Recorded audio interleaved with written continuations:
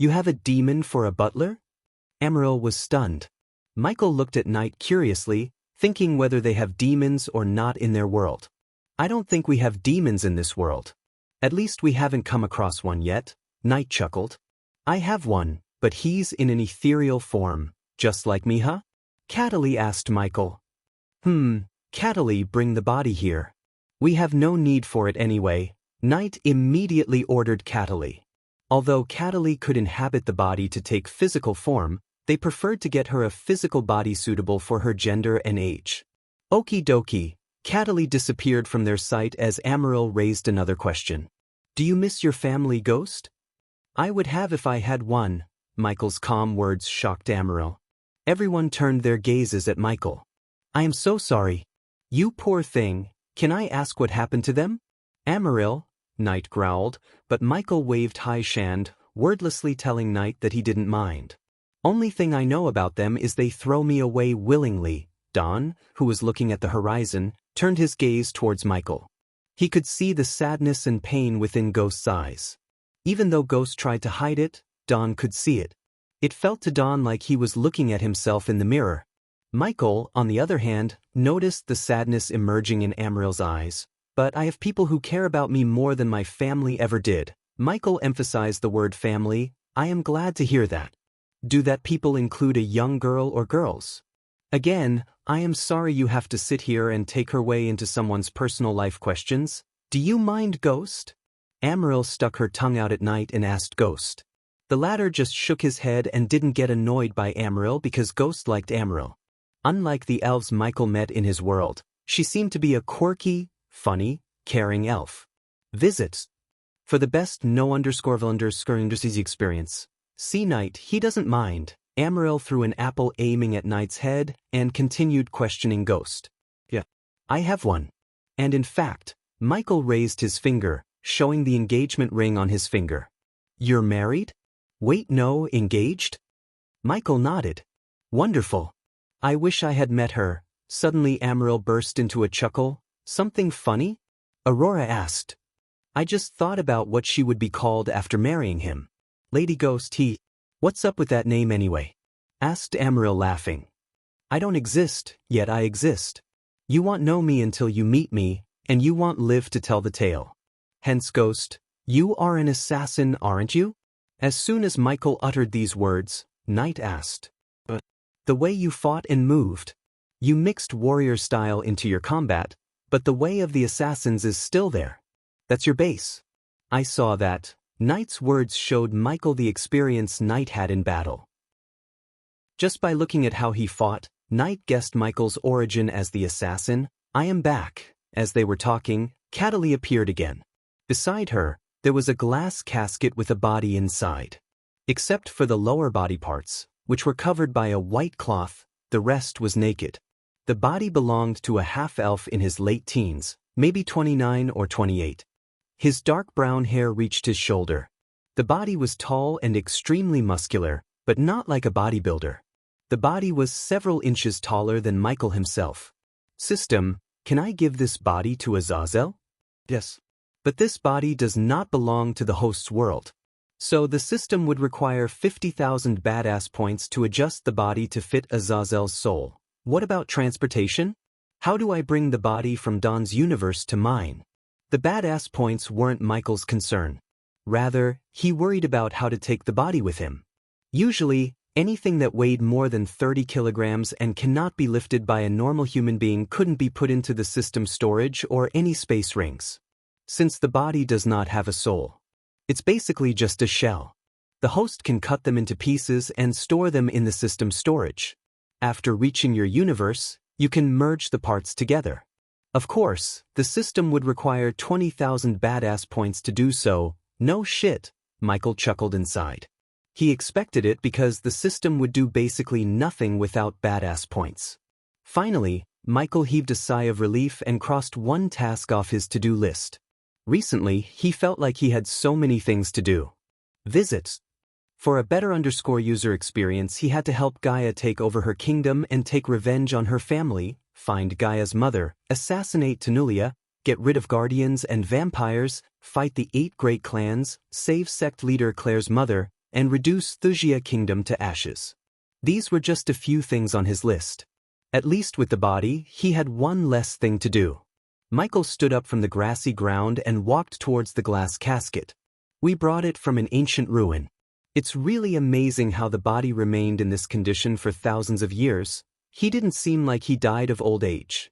Neither there any cuts nor wounds in his body. After hearing Knight, Michael guessed it was either someone had created the body or sucked the soul out of it. Just like Michael did to Wilkes. It's only collecting dust in our storage. If you have a way to take it with you, feel free, Knight said. How is he going to do that?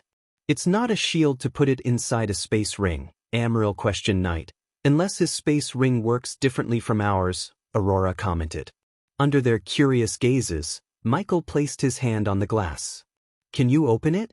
Cataly nodded, waving her hand as the glass between them slowly vanished. What are you planning? Amaryl asked but quickly closed her mouth when she saw Ghost unsheathing his swords. When you have a big problem, cut it into smaller pieces, Michael calmly said before slashing the body with his two swords. He moved so quickly that Amaryl could only see a blur. When he stopped cutting, the body remained intact. At least for a few moments.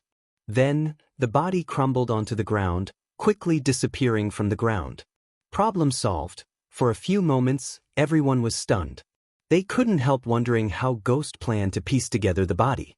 Thank you for the body, Michael smiled, breaking the silence. Well, now I don't have to listen to the dwarves saying I should take the body. Cataly was pleased to see the body disappearing from the casket. Hence, she laughed happily. With a flick of his wrist, Michael took out a parchment from his space ring. Before I forget, take this. Michael gave the parchment to Knight. Visit. For a better user experience, this contains the procedure, ingredients, and the formula to create an antiserum for corroded blade and potion to wake anyone from their coma state. This is the least I can do for what you've done to me. Michael felt truly grateful towards them. They did not only give him a legendary shield, but they also gave a body to Azazel. Although it seemed like a normal body, Michael felt immense power from the body. If his gut feeling was right, the body would be worth millions. Moreover, the way they treated Michael earned them his respect and love. They treated him like one of their own and calmed his mind and soul, which helped Michael more than anyone would expect. At that time, Michael just wished he could travel to other universes more often, especially to Everlight. Unfortunately, he began to feel the sucking force. Dawn surprised Michael by looking at the sky.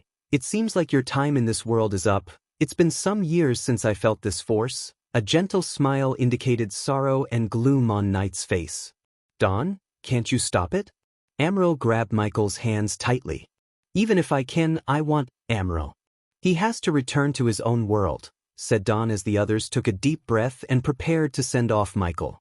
If fate permits, we will meet again, Amaryl. Michael squeezed Amaryl's shoulder with a smile.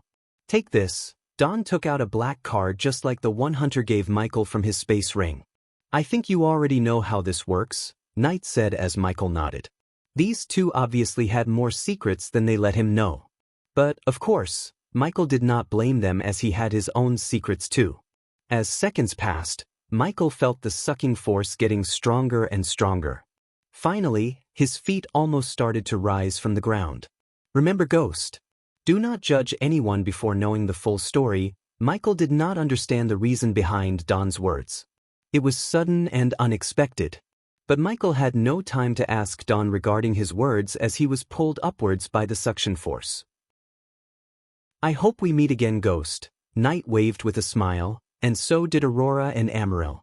To Michael's surprise, Amaryl even shed some tears for him. Man, I wish I could stay for a couple of days here. While floating in the sky, Michael looked at the beauty of Everlight and sighed. Then the host should earn more badass points. The system almost sounded like it was yelling at Michael. Unfortunately, this is not the time for a vacation system.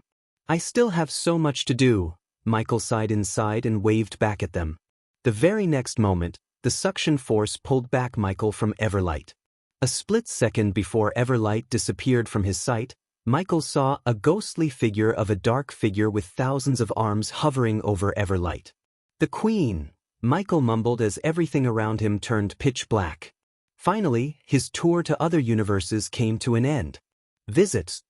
For the best no_vel_ed_sng experience, only one thing remained in the Shadow Realm, the key. That was Michael's last destination before returning to the southern continent. However, he had no idea of the surprise waiting for him at the end of his journey in Shadow Realm. Like gum from someone's mouth, the Shadow Realm spat out Michael. Bang! Michael hit the wall beside Sabrina with enough force to break his shoulder bone. Ghost!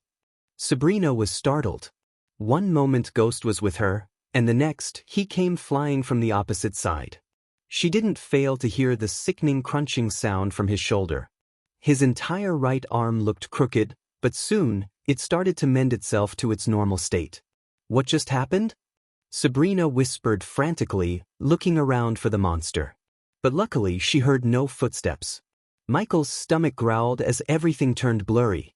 Arg! Michael gritted his teeth, enduring the pain of a broken shoulder. Thanks to the APD, the healing potion had already started to mend his arm. He grabbed the wall with his left hand and slowly picked himself from the ground.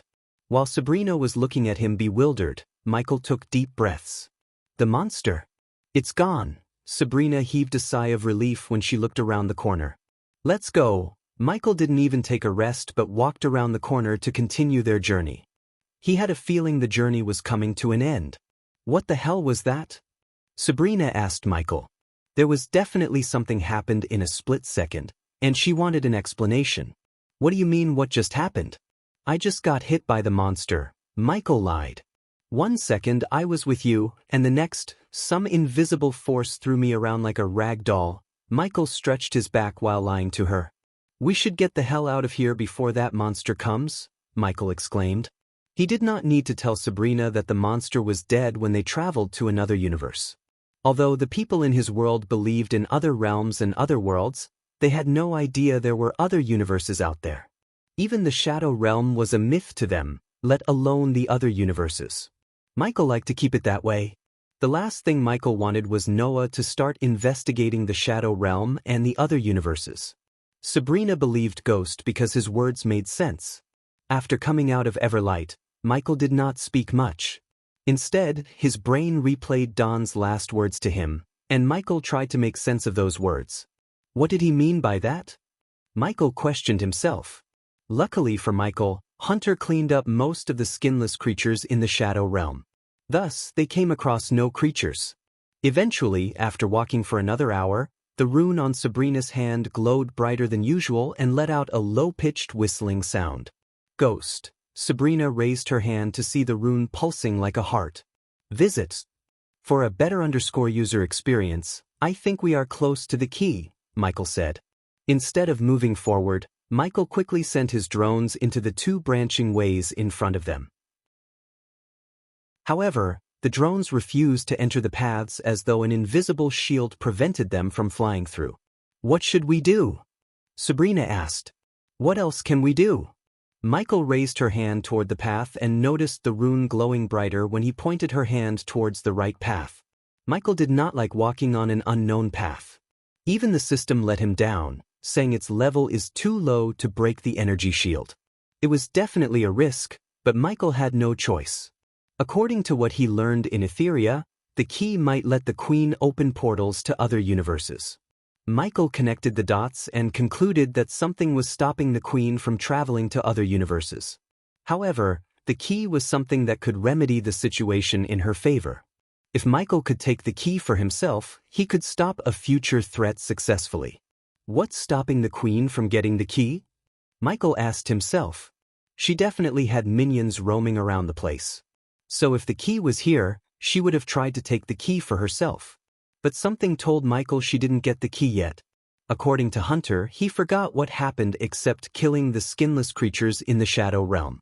Michael even began to question whether the key was still here or not. Yet, despite everything, he was glad he came to the Shadow Realm. Otherwise, he couldn't have received the Ghost Shield, a physical body for Azazel, and met new people, including his fellow Earthman, Hunter Blade. While Michael was recalling his journey from the beginning from the island to getting out of Everlight, he felt the air suddenly get chillier. Ghost. Sabrina also sensed the change in the air. Both of them stopped to look around the place.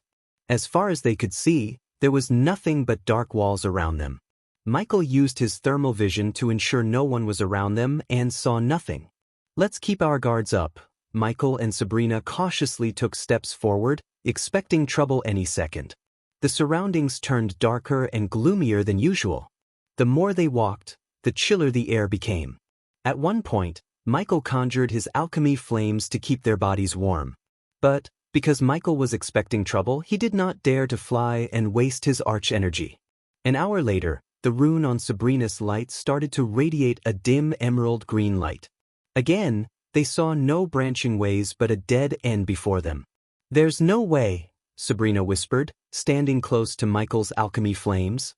"The key must be somewhere here." Michael once again looked around to find any clues or something out of place.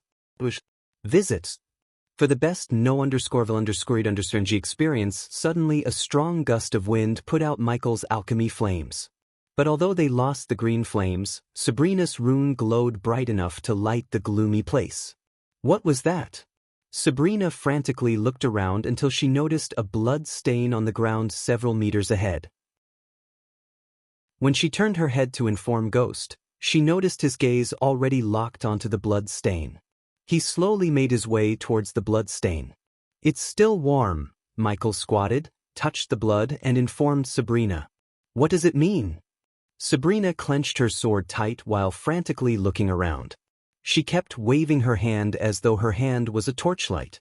"I have a bad feeling about this," Michael said to himself, looking at the large blood stain on the ground. Michael was about to stand up when the place suddenly turned red, like it was lit with several crimson red lights. Cring. Michael's neck hair stood up, sensing the sudden danger, but he was too late to react. Several belts made of energy coiled around Michael and prevented him from moving his arms. Michael squirmed against the belts only to fail. They were too strong. Even after using all his strength, he couldn't even move his arms an inch. At that time, several figures appeared out of thin air and surrounded them. "Ghost!" Sabrina tried to dash at Michael. Boom. A strong gust of wind blasted Sabrina to the wall behind her.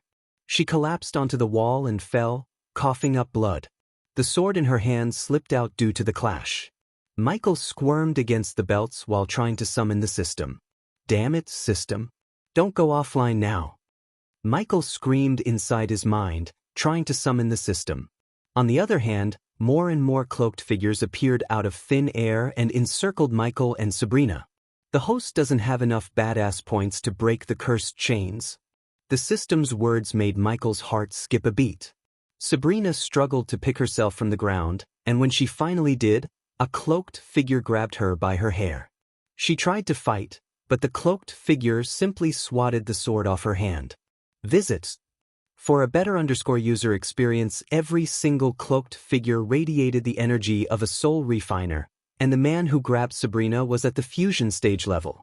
The cloaked figure dragged her by the hair without mercy and threw her against the wall beside Michael. Michael counted 11 cloaked figures. One was at the fusion stage, and the rest were all at the soul refining stage. There was no way Michael could defeat them. Arg! Michael growled as he used every bit of strength in his body to break the strings around him.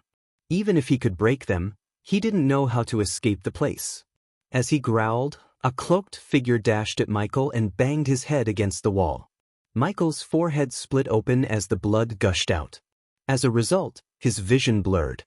Not only the strings prevented Michael from moving his limbs, but they also stopped him from casting spells. In other words, the strings blocked the arch energy flow in his body, thus making him powerless.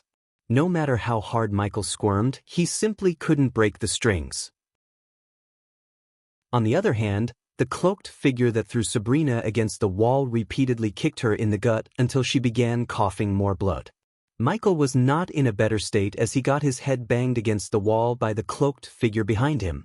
Nevertheless, the APD kept injecting him with healing potions into his bloodstream, which helped Michael from losing consciousness. Unfortunately, Sabrina had no APD. The dark cloaked figure kicked her until she stopped twitching. Leave her alone." Michael stuttered. "Tricky little bugger. Michael heard the deep, beastly voice coming from the dark figure at the fusion stage level. In a blink of an eye, the dark figure appeared before Michael and grabbed Michael's wrist. Michael growled in pain as the dark figure crushed his wrist, destroying the APD. Beg for your life. The figure ran his finger across Michael's bloody face. Why don't you remove these strings first? Michael snarled, showing no signs of fear in his eyes. Bloodsucker. Michael spat blood onto the figure's face and roared like a wounded beast. The dark figure hid his face with the dark cloak, but despite Michael's blurry vision, he saw the two long fangs sticking out of his mouth. We prefer the term Nightwalkers, as the dark figure exclaimed. The figures slowly removed their cloaks, revealing their fangs and faces. Michael couldn't even guess how they managed to enter the shadow realm. He did not even sense them despite all of his countermeasures. One thing was sure to Michael: he was in for a deadly ride. The latest episodes are on _ website.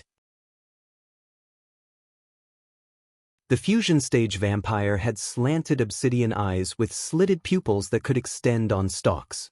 His mouth had prominent fangs, as the red hair was more a set of spines than anything else. Unlike the rest of the tall, thin as stick vampires, he had a graceful build. You killed our brethren.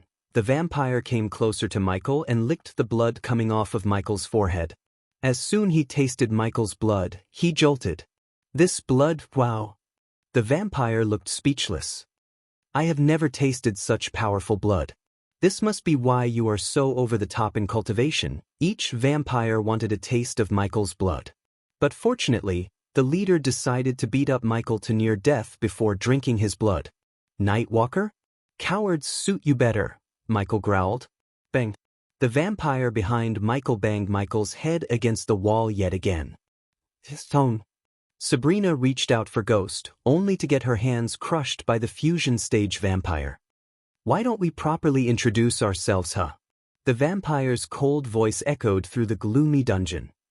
I am Zarather, one of the many elders. Zarather punched Michael the moment he finished introducing himself and raised Michael off the ground by his neck. And you are Ghost, the human who killed one of us? Bang! Zarather punched Michael in the face, instantly breaking Michael's nose. At that time, Sabrina struggled to get herself up. But, unfortunately, Zarather turned his gaze towards Sabrina. The rune bearer, Zarather picked Sabrina from the ground by her glowing hand. You have one last task to perform. Zarather slapped Sabrina, almost making her lose consciousness. He dragged her to the wall before them and placed her glowing hand on the wall. The wall pulled her hand like a magnet. With his blurry vision, Michael saw the wall trembling violently.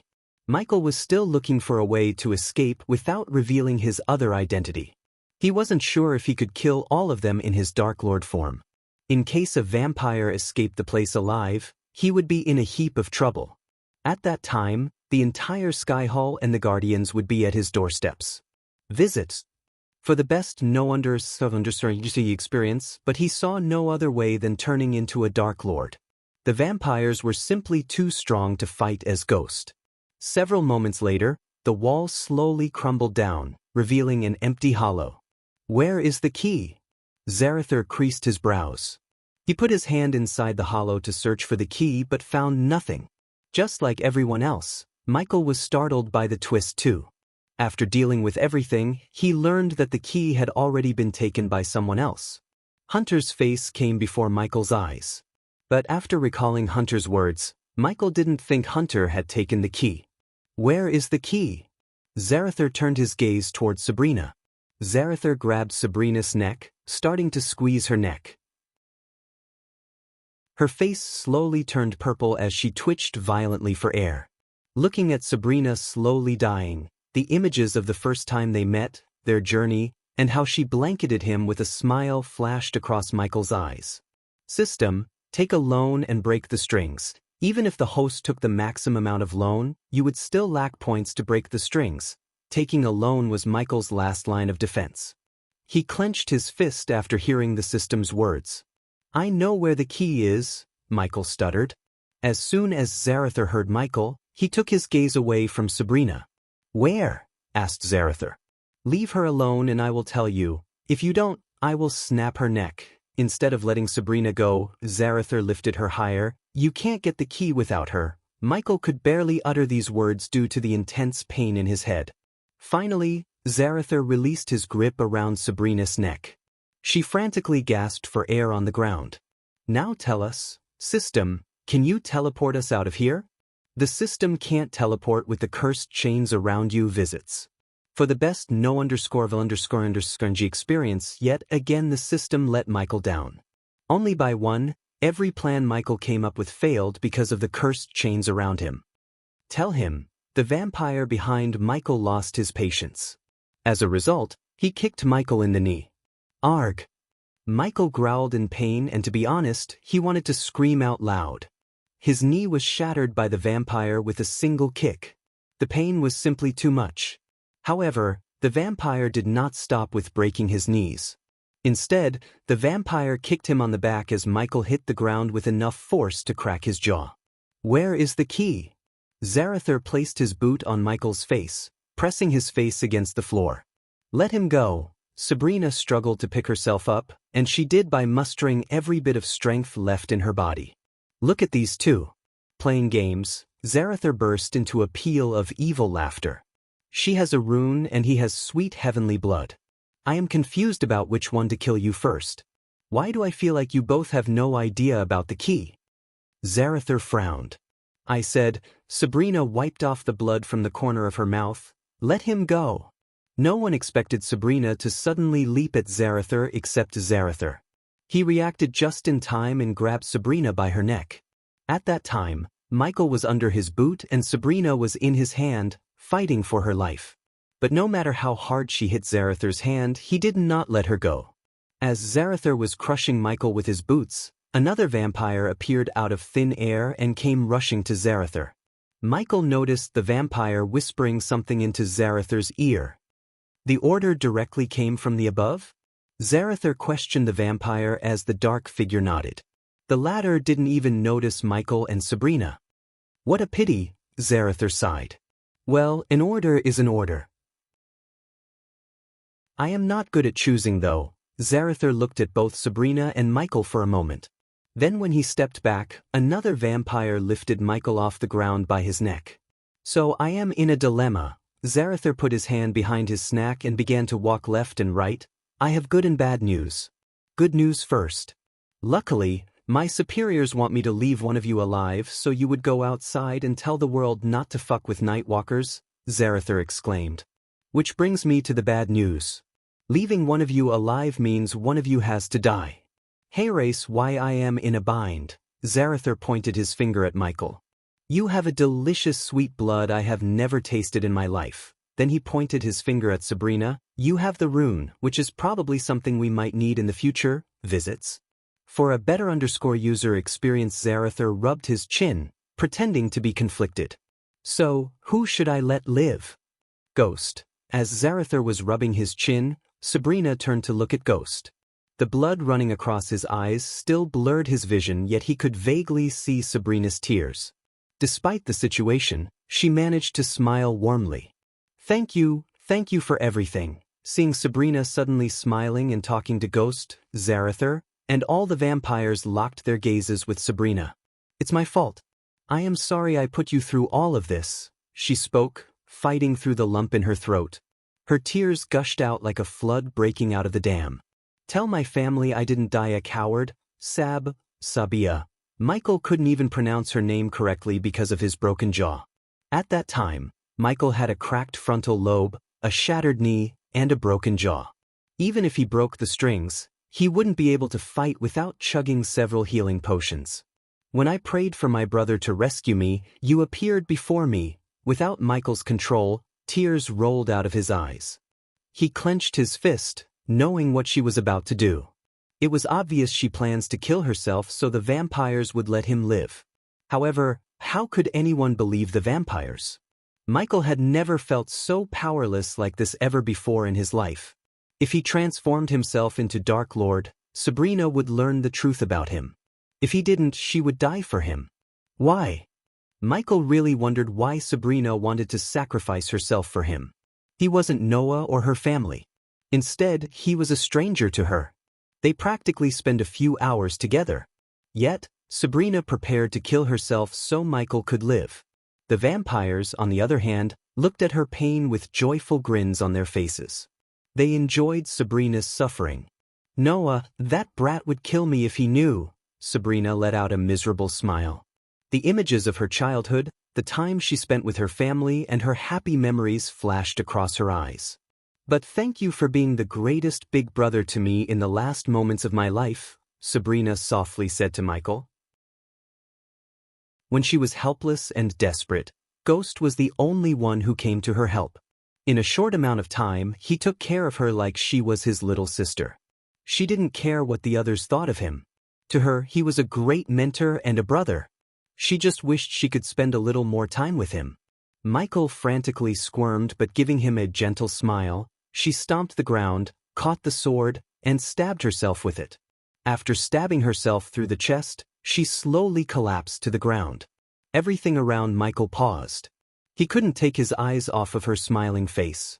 Michael's legs gave up as he dropped to his knees. "Goodbye," Sabrina whispered before closing her eyes, embracing the darkness. "Damn!" Zarathar shouted, clapping and laughing. "That was epic.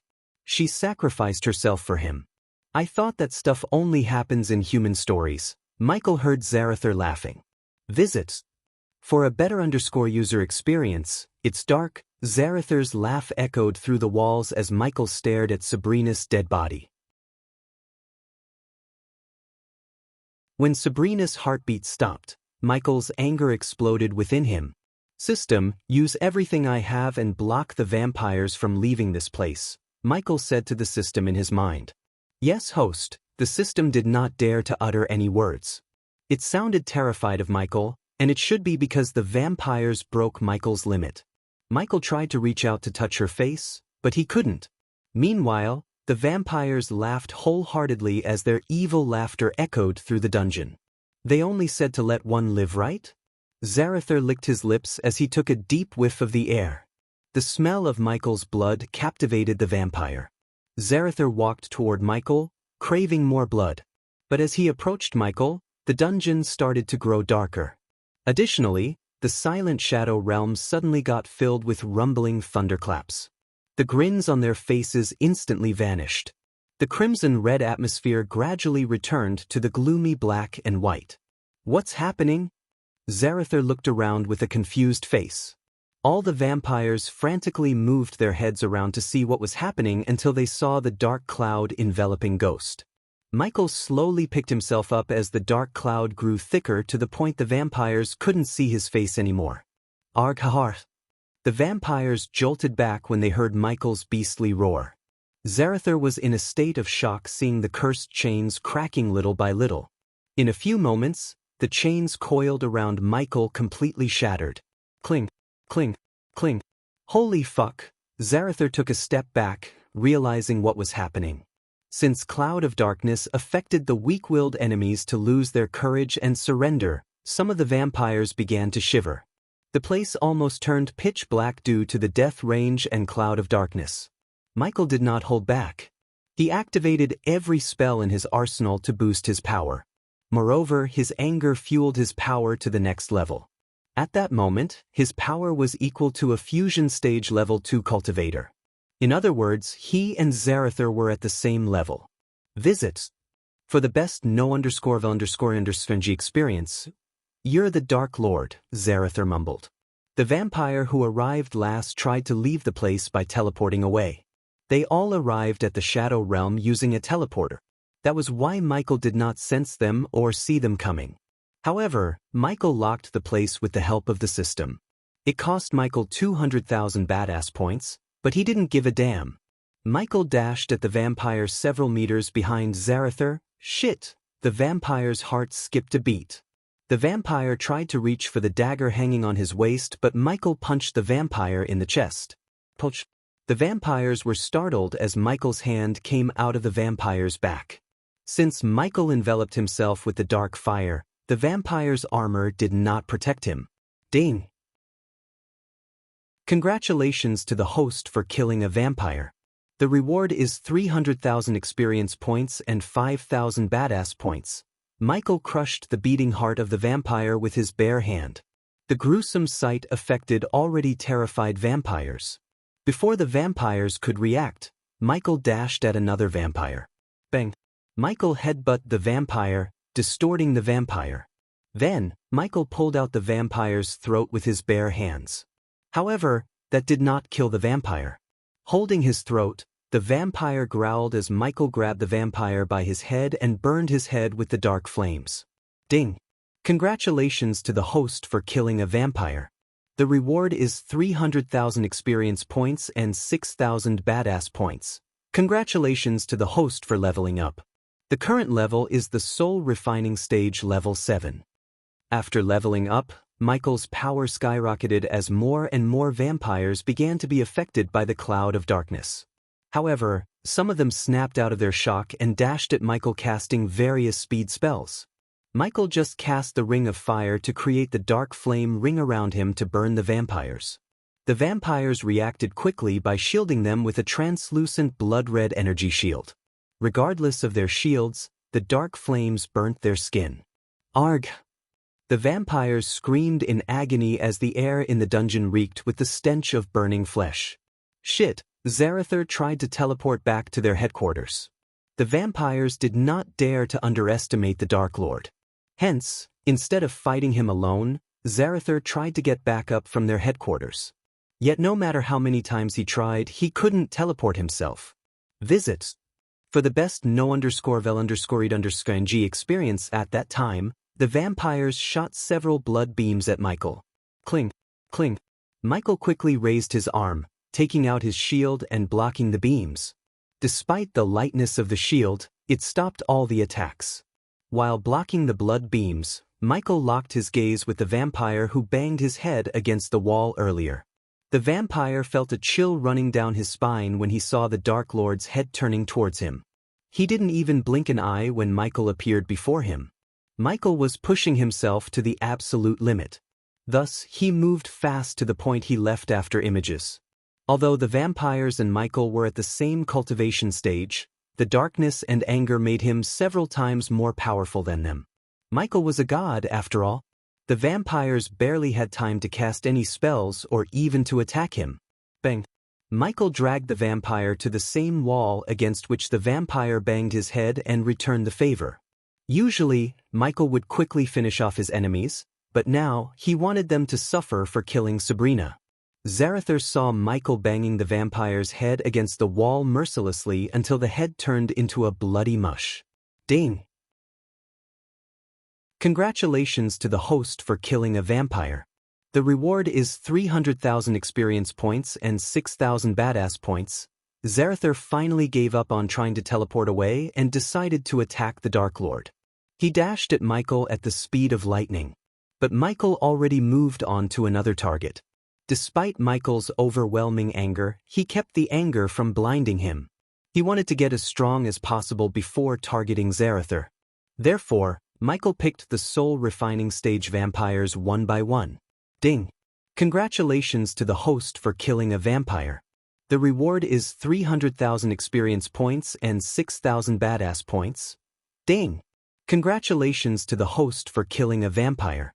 The reward is 300,000 experience points and 6,000 badass points.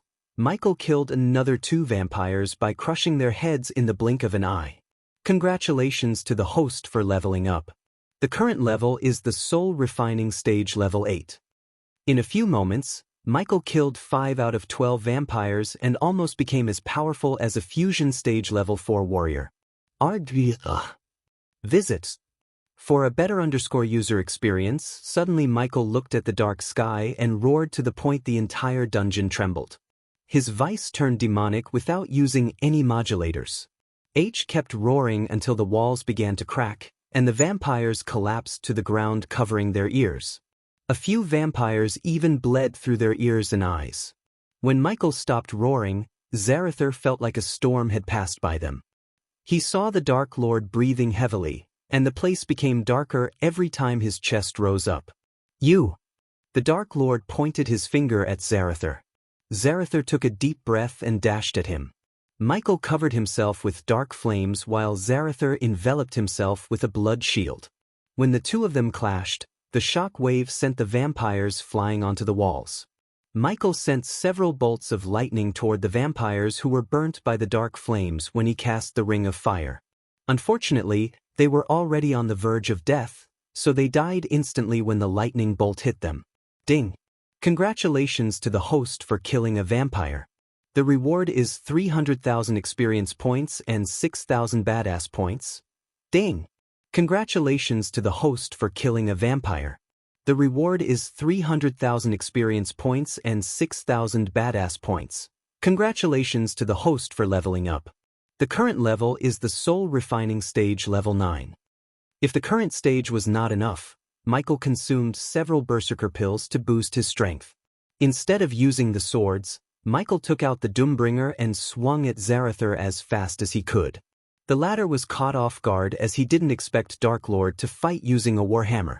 Zarather quickly waved his hand as a blood stream materialized in front of him, saving him from the warhammer. However, he didn't see Darklord disappearing from his sight once again. Bang!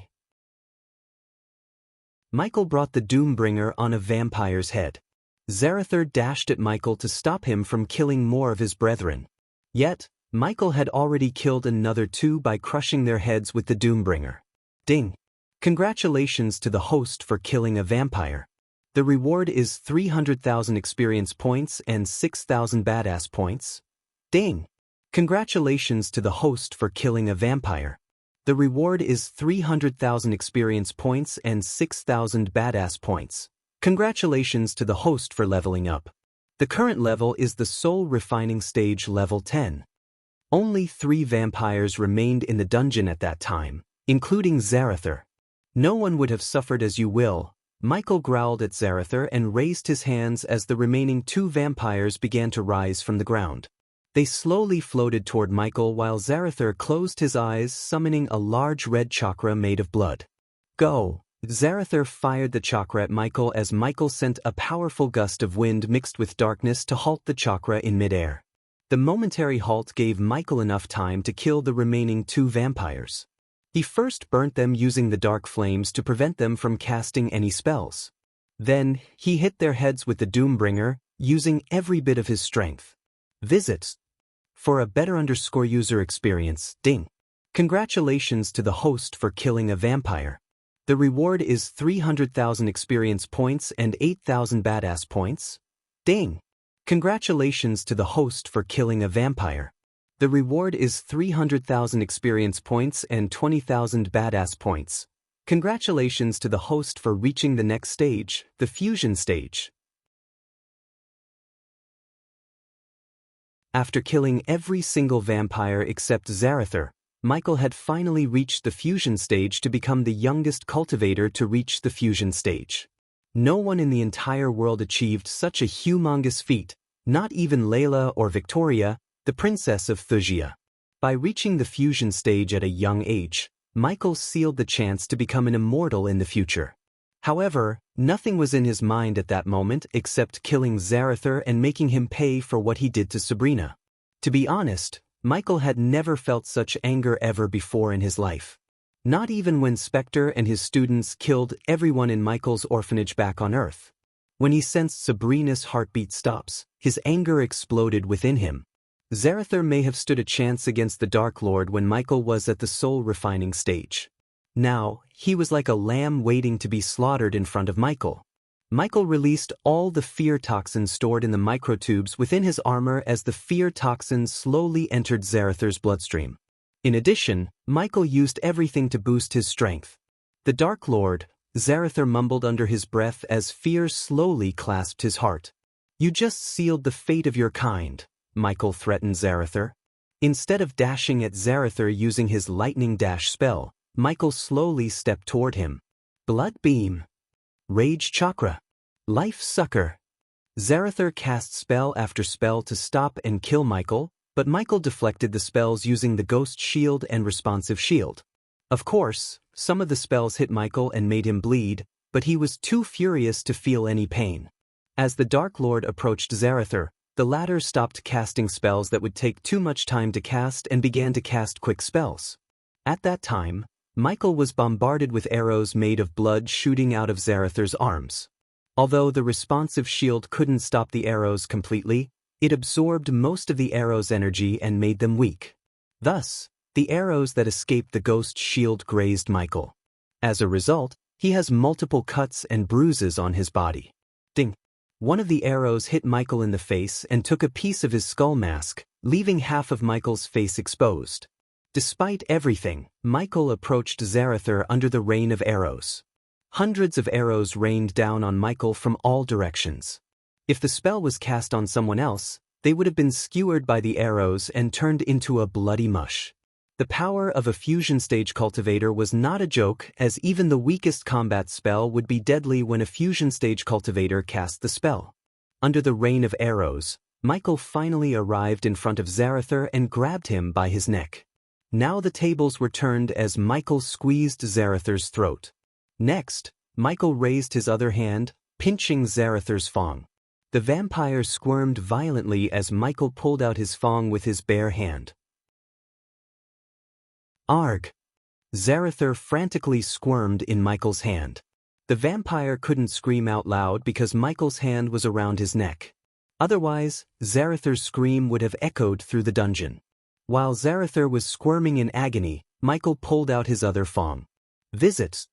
For a better user experience bang. After pulling his second and last fang, Michael punched Zarathar right in the mouth, breaking all of his teeth. Typically, Michael would have interrogated the vampire to know the location of their headquarters, more information about the key, and who sent them all. However, at that moment, Michael wasn't in the mood for interrogation but torture. Still, a corner of his mind told him to take the ring in Zarathar's hand. Arg! Instead of removing the arm, Michael broke Zarathar's middle finger and ripped the finger clean off from his hand.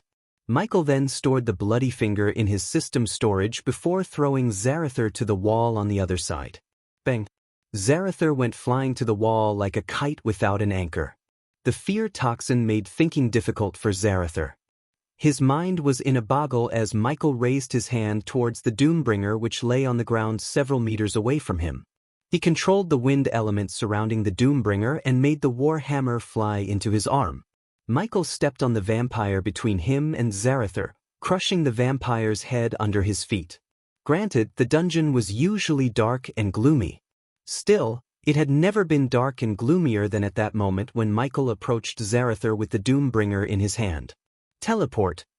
Teleport! Teleport me away! Zarathar screamed in his mind, but nothing happened no matter how many times he ordered his minions to teleport him away.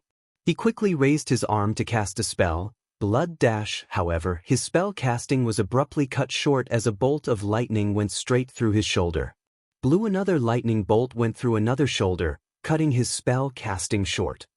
Wait, listen Dash. Zarathar tried to escape the Dark Lord's wrath by striking a deal with him.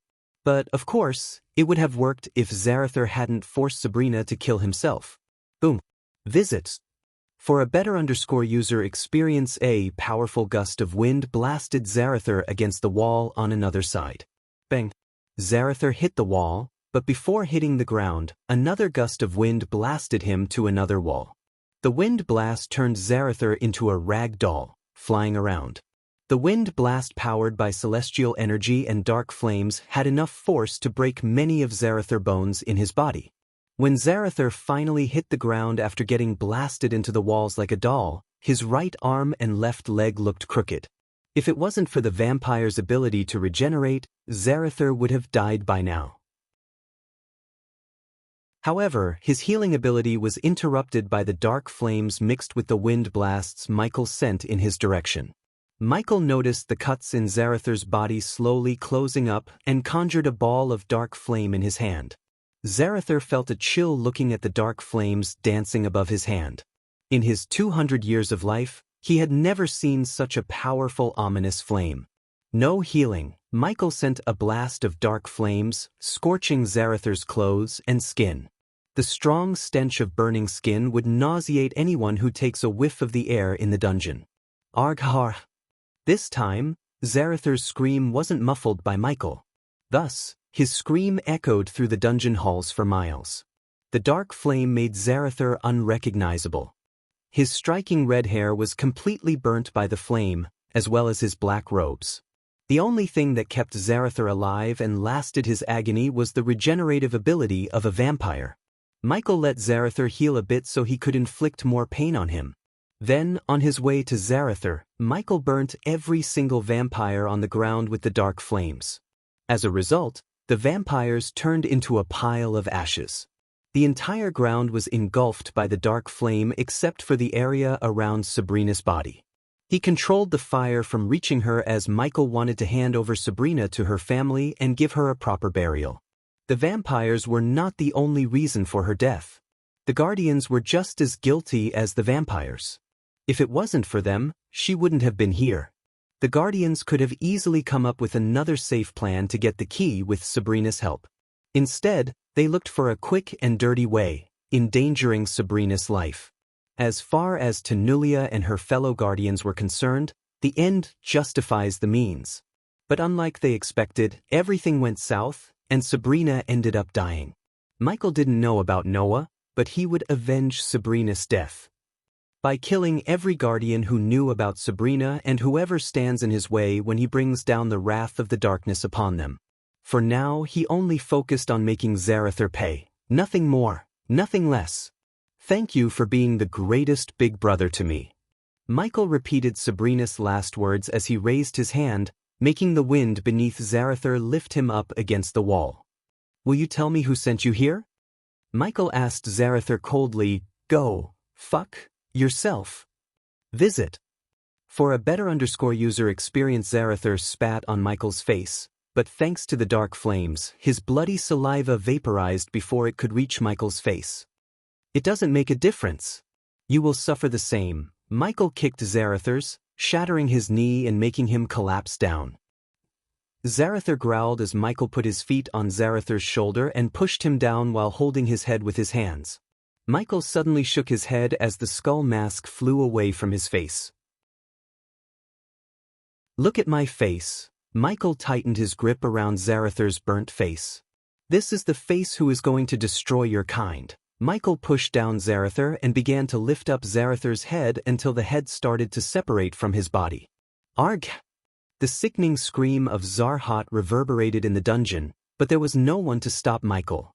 Suddenly dark blood sprayed out of Zarathar's body as Michael separated his head from the body with bare hands. Plop! Michael kicked down Zarathar's headless body and looked at the severed head in his hand.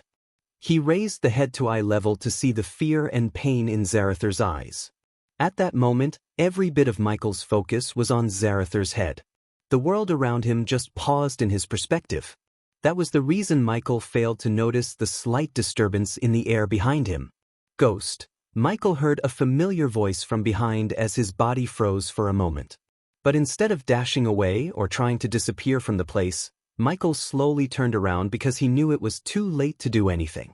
When he turned around with Zarathar's head in his hands, he saw Sabrina standing before him. Her white robes were drenched in blood, and the sword was still sticking through her chest. Due to the blood loss, she looked pale, but she was alive as Michael could hear her heartbeat. Visit. For the best no_of__ng experience you're the Dark Lord.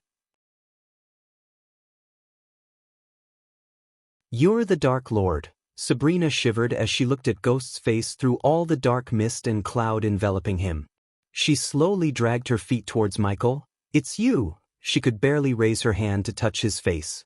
Sabrina. Michael was conflicted. He saw her die and sensed her heartbeat stop. Yet she was standing before him alive. His mind was boggled. How? Michael questioned himself. At that time, he didn't know when he roared in anger, the sound kick-started her heart again. His roar contained such power.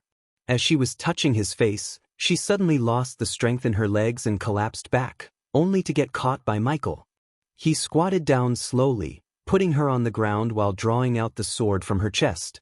He immediately took out a healing potion to give her, but she shook her head and swatted away the healing potion. Let me die.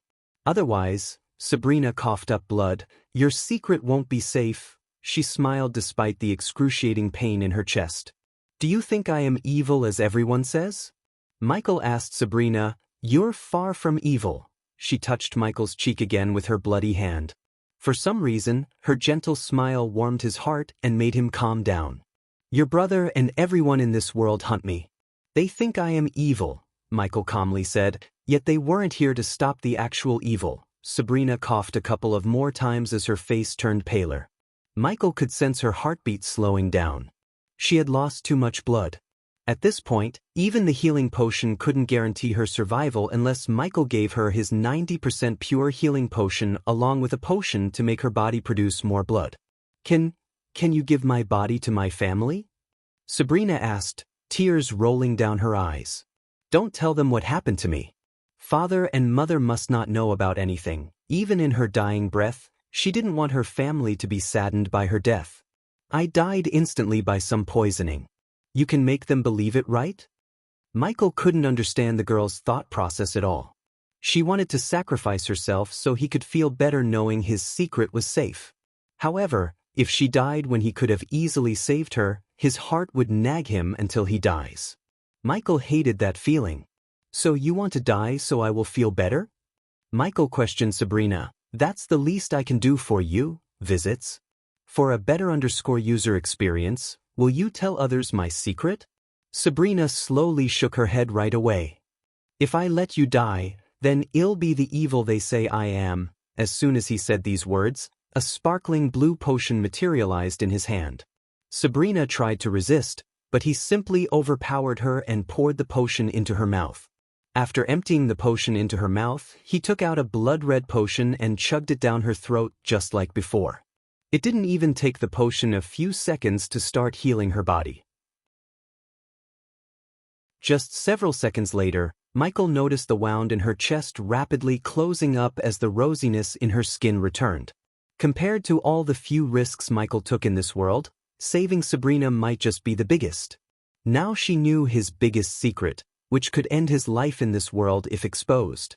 Nonetheless, Michael saved her because she basically sacrificed herself for him and willing to die again so his secret could be safely buried with her. Michael simply wasn't ready to let her die to keep his secret. If he had let her die, there would be no difference between him and the Guardians.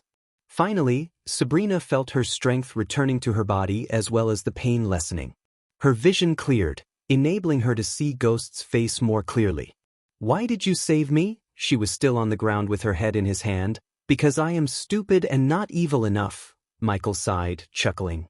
But this doesn't change anything. If your brother comes after me, I will kill him. Michael's smile disappeared from his face as the dark cloud around him appeared again, stronger and denser. It took a few seconds for Sabrina to get to her feet, and the moment she did, she asked Michael, "But why do you two want to kill each other?" "He wants to capture me and brings me to justice. Your brother still doesn't know how this world works. He wants to save the world yet he couldn't even save his own sister." Sabrina wanted to talk back to save Noah's image but simply couldn't find any words because he was right. "I trust you with my biggest secret, Sabrina. Don't break my trust." Michael placed his hand on her shoulder and squeezed. Although his gentle smile calmed her mind, she did feel so confused and startled by what she had just learned. Still, she had no idea her brother Noah was the god of light who was destined to battle the god of darkness. She also didn't know her brother was the next supreme guardian. As far as she knew, her brother was one of the guardians who were trying to capture the Dark Lord. Despite everything, you have my word, you can trust me. I'd rather die than expose your secret, I know, visits. For a better user experience since she literally died and again tried to die just to keep his secret safe. Thus, Michael had no trust issues with her. It was a risk yet Michael wouldn't have it any other way. We better find a way out of here. Michael closed his eyes for a moment, willing the system to unequip his Lucifer armor. In a blink of an eye, Sabrina saw the Dark Lord turns back into Ghost. She felt speechless when she looked around the place and noticed the piles of ashes lying around. There was not a single vampire who lived to tell the tale. While Sabrina was in shock, Michael went to the hollow in the hall to inspect the wall. "The key? Where did you go?" Michael ran his hand all over the hollow yet found nothing. Who took you? Sabrina, Michi, quickly had a thought as he called Sabrina to him. When she arrived by his side, he took her hand and placed it inside the hollow. The rune in her hand surprisingly began to bright glow brighter than ever. Ah, she suddenly squealed as though something bit her hand. What? Asked Michael with both an excited and concerned look on his face. The key. She stuttered. Where is it? For a few moments, Sabrina just stood there like a living statue. When Michael looked into her eyes, he saw fear and shock. The key, yes, the key, what about it? Did you see its location? Michael asked, slightly shaking her shoulders. Margoth? The key is Margoth? Margoth? Michael was taken aback by surprise. If his memory was right, Margoth was the venom-like creature attached to Draven in Etheria. What do you mean? Michael wondered whether Sabrina had traveled to Etheria or not. I can't describe it. I just felt it. The key is Margoth, Sabrina mumbled, making Michael confused. Ghost. She suddenly took her gaze away from the hollow in the wall to Michael. The latest underscores are on the website. I heard something else. Her face was pale as she trembled. Michael had to grab her shoulder to stop her from shivering. The voice. It sounded like your other voice. Her words startled Michael. The voice said, the key is safe with Draven, and the Queen can't take it for now. The future me. Michael immediately thought about his future self. It was apparent to Michael that his future self had something to do with the key. If his instincts were right, the Dark Lord from the future sent the key to Etheria to keep it safe from the Queen. However, he couldn't grasp the concept of Margoth. How could Margoth be the key? That question riddled Michael's mind non-stop. I assume we can't get the key then, Michael sighed. Although he was disappointed, Sabrina's words calmed his mind down. At least the Queen wouldn't be able to get the key for now. Still, Michael wanted to make sure the key stays safe forever out of the Queen's grasp. He had enough enemies to deal with, and the last thing he wanted was another powerful being like Athria to come after him. Fortunately, Dawn reassured Michael he would take care of her in his universe. Draven would keep the key safe in Etheria. The only unpredictable thing about the key was not the Queen but Hunter. Michael had no idea what was Hunter's plan. He literally killed Athria's soul and tried to absorb her. He was crazy and powerful as far as Michael could see. At least for now, Michael didn't have to worry about the key. Finally, his journey throughout the dungeon came to an end. The one last thing that remained for him to do was to find a way out of the place. Let's look around the place. We still haven't figured out a way to get out of here. You know anything about the voices and this thing called Margoth? Sabrina suddenly questioned Michael, only to see him shake his head. Being the Dark Lord doesn't mean I know everything. Since Michael was an expert liar, Sabrina couldn't help believing him. But can you at least snap us out of her with your god powers?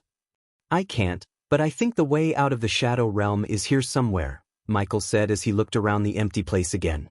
He used every type of vision, including the thermal vision, to see any weird heat signatures. While he was looking around, Sabrina concentrated on the glowing rune in her hand. Maybe the way out is with me, Sabrina mumbled. Michael then saw Sabrina raise her hand towards the sky with her eyes closed. He wondered what she was trying to do, but surprisingly, he sensed the space around them distorting as though she was activating a teleportation portal. Visits. For a better user experience, the brightness of the rune on her hand suddenly soared through the roof as its golden light lit the entire gloomy dungeon with its radiance. Under the warm light, Michael felt his body being lifted above. Soon afterward, the both of them just vanished into thin air. The teleportation array in the Shadow Realm teleported the two of them back to the island entrance. Since time was not a concept in the Shadow Realm, nothing had changed on the island. The dead bodies of the vampires littered the sandy shore while the ship danced with the wind on the blue sea. Not even a second passed here, Michael said after looking at the dead bodies. The blood on the sandy shore was just as warm as he left. Sabrina took a deep breath, calming her mind and soul. She had gone through so many things over the last couple of weeks. Now she wanted nothing more than a good sleep on her own bed. However, the fact that Ghost was the Dark Lord and Noah might come across him worried her. She witnessed the Dark Lord in action and truly feared for Noah's life. I can teleport you outside the void line. From there, you can fly to Kethin. Michael quickly bought a teleportation scroll from the system and threw it at Sabrina. What will you do? Sabrina, this is where we will depart, Michael said, instead of answering her question. If I were you, I'd tell everything Guardians, and the vampires did to you to your brother and sister. The far your brother is from the Guardians, the better for him. What about you? Will you tell him if you get the chance? Asked Sabrina bewilderedly. Make no mistake, Sabrina. As long as your brother is a Guardian and coming after me, hell be my foe. I don't usually show mercy to my foes. However, I always had a soft spot for you, Winstons. That's why I am giving you a chance to let your brother know the true face of the Guardians. Sabrina trembled hearing his cold tone as he continued. Your brother is being used by the Guardians. Now you have a chance to show him the true colors of the Guardians. I will tell him everything except the truth about you. Michael nodded, appreciating Sabrina's conviction to keep his secret safe. Will we meet anytime sooner? When Michael started to descend into the air, she asked him. Although they were inside the void line, Sabrina wasn't surprised to see him using arch energy. At this point, nothing about him could surprise her. Michael, however, did not give her an answer but just smiled. The next moment he turned himself into a lightning bolt and disappeared from the island, leaving Sabrina behind. She started at the trail of golden light he left behind until he completely disappeared from her sight. Only then did she take a deep breath and tear the scroll, activating it. After finally leaving the island, Michael flew towards Gisel. He could teleport to reach Gisel instantly, but Michael chose to fly because he wanted to calm his mind and soul. Flying alone always enabled him to think clearly. Although Sabrina learned his secret, he couldn't get himself to kill her. While flying towards Gisel, Michael flicked his wrist as a vial of blood appeared in his hand. The vial contained Sabrina's blood. His hand literally shivered to hold the vial. If his instincts were proven correct, it would shake him to the core and change his world upside down. With everything in his mind, Michael continued to fly toward Gisel. Almost after 4 hours, when the sun reached the center of the sky, Michael finally saw the kingdom of Gisel on the horizon. My lord. He was about to use the runic teleportation to reach Caius' mansion when he heard Azazel's voice in his head. Azazel. Michael stopped in his pace by Azazel's voice. My lord, you should come to the dark forest as soon as possible. What happened? Michael creased his brows, turning around. Please teleport here, my lord. The latest underscores are on the website. Before Michael could question him more, the connection got interrupted. Realizing something was wrong, Michael immediately activated the runic teleportation to reach the dark forest. Back in the dark forest, Azazel was standing in Michael's room alone. He gawked around, waiting for Michael to appear. Finally, when Michael appeared, he heaved a sigh of relief. On the other hand, Michael was in his complete Lucifer form to go all out in a battle. However, unlike he expected, there were no enemies in his room except Azazel. It took Michael a second to realize what had just happened. But it was too late as he got hit by something soft and fluffy in a blink of an eye. Surprise Mickey! Michael was on the ground, and Gaia was on top of him with the brightest smile on her face. Gaia! Michael was startled by Gaia's surprise appearance. She ripped off his mask and showered him with kisses. In return, Michael hugged her and stood up, holding her tight. Since Azazel had done his job by bringing Michael to the dark forest, he quickly left the room, leaving Michael and Gaia alone. Gaia just pushed him to the bed and locked her lip with his like a hungry kitten. I missed you so much. After parting her lips from his, she panted and said, I missed you too. The smile on Gaia's face instantly vanished as she creased her brows. Something happened? With a single look at his face, Gaia knew something was bothering him. Tell me what happened.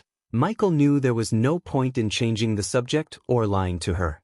Thus, he took a deep breath and began narrating everything that had happened since he met Sabrina on the island.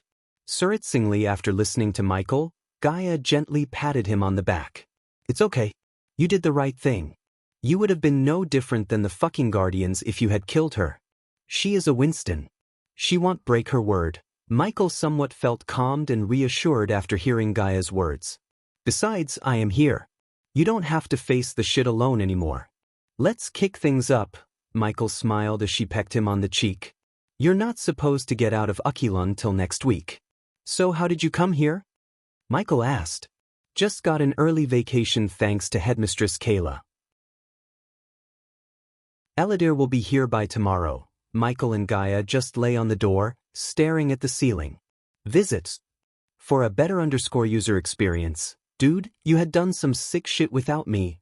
Gaia sighed as she sighed in disappointment. It's good that you placed a spider in her body and gave her the blood tonic. If she tries to fuck with us, we can fuck her back by making her explode.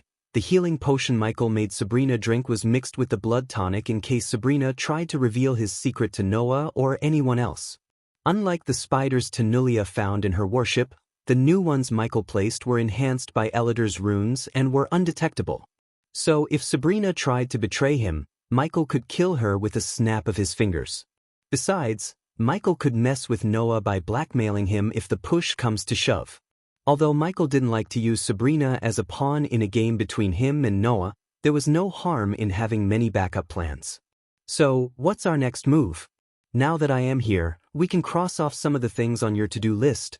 Giving Azazel his physical body, Michael rose from the bed while ordering the system to take out the body pieces and merge them.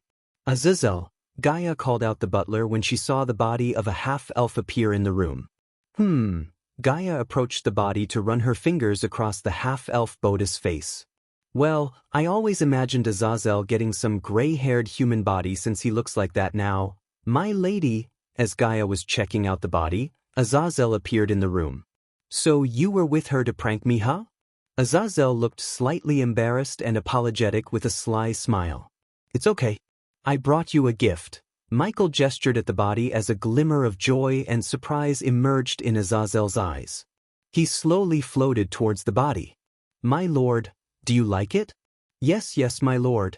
This body, the energy, it's overwhelming. Azazel stammered. Unlike Michael and Gaia, his demon origin enabled Azazel to sense the overwhelming energy radiating from the body. Now when you are ready, just get inside the body, Michael said and waited for Azazel to enter the body. After he entered, Michael summoned the system. System, take the badass points and merge Azazel's soul with the body. As you wish, host. The system said and took 50,000 badass points, as it mentioned to Michael when he was in Everlight. After the system took the required badass points, a golden light shot out from Michael to the half-elf's body. The light soon enveloped the body, radiating an otherworldly whistling sound. We can now take him anywhere with us, right? Visits. For a better user experience, yes. That's the plan. Michi nodded, waiting for the golden light to disappear from the room. The light almost lingered around the body for another 15 minutes. Then after the light gradually faded away, Michael and Gaia saw Azazel slowly opening his eyes, revealing crimson-red eyes. As soon as Azazel opened his eyes, the system brought Azazel's status window before Michael's eyes. Subordinate, Azazel Sebastian Cultivation Level, Soul Refining Stage Level 3 Race, Demon, Half-Elf Body, Status, Healthy Trait, Butler, Unique, Loyalty towards the Host, 100% Skills, Phantom Possession Bind Area Teleportation Blood Thirsty Imitator Phantom Form Mind Dominator. Phantom Possession is the ability of Azazel to possess a weak-willed enemy for a moment. Azazel can bend the space around it to teleport near the host and the bound area. Azazel can absorb blood essence to temporarily grow stronger. Azazel can imitate the host's spells and skills. The imitated skills and spells will not be as powerful as the host's arsenal. Azazel can choose to hide from the naked eyes. Only the host and a chosen subordinate could see Azazel when he's using the phantom form. Azazel's voice could dominate weak-willed enemies' bodies. Michael noticed the change in Azazel's skills. The phantom touch had transformed into the phantom possession. It made sense to Michael as Azazel now had a physical form. Finally, I can serve my lord and my lady to the fullest of my abilities. Azazel immediately dropped to his knees and placed his hand on his chest. The fun is just getting started, Sebastian. Gaia devilishly grinned. Visits. For the best no_underscore_G experience. After giving Azazel a physical body, Michael sent Azazel out for a moment. So I can see you've reached soul refining stage level 2, Michael commented on her cultivation level. Thanks to the resources Mazroth gave all their staff, Gaia was able to reach the soul refining stage pretty quickly. Besides, she still had the 40% cultivation speed boost from the system. It's still not enough. I have to get stronger.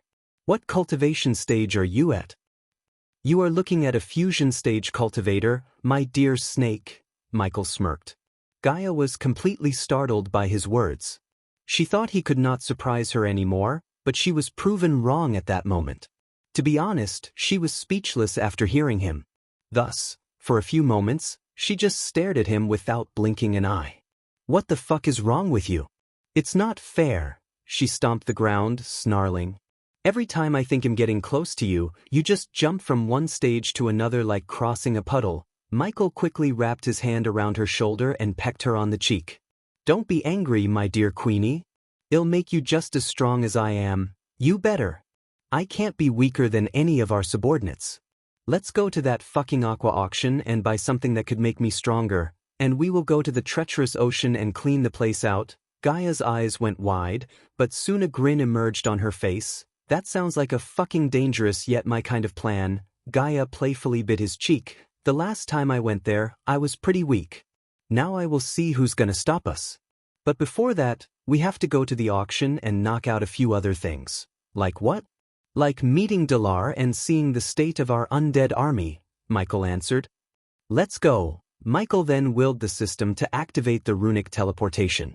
In a blink of an eye, they appeared in the dimly lit halls of the crypt, where Jonah and Dalar were busy dissecting an undead on an oak table. Visit. For a better user experience, what the fuck are you two doing? Gaia's voice echoed through the empty hall, startling Dalar and Jonah. The previously clean, shiny hall now looked bloody and dirty as Michael felt like he had entered a slaughterhouse. The place was a horror house and Michael did not like it. My lord, my lady, Jonah and Dalar shivered, looking at the anger within the Dark Queen's tone. Her crimson-red eyes glistened behind the skull mask. Is this how you two keep our base? She clenched her fist. Luckily for Dalar and Jonah, Michael grabbed her hands before she blasted them away with a spell. The two of HRM quickly dropped to their knees. Unfortunately, due to their unwavering focus on unveiling the mystery behind the undead, they failed to notice the miserable state of the crypt. While Gaia was murderously looking at the two of them, Jonah looked around to see the golden walls of the crypt stained with blood and gore. The air reeked of a nauseating rotten smell. Well, despite the obvious sad state of the crypt, what have you two found? Michael sighed inside and asked them. You two better have some fucking results. Gaia was on the verge of breaking their arms for making the crypt a slaughterhouse. Sensing the anger in her tone, Dalar quickly opened his mouth, fearing that even a second of silence could result in their demise.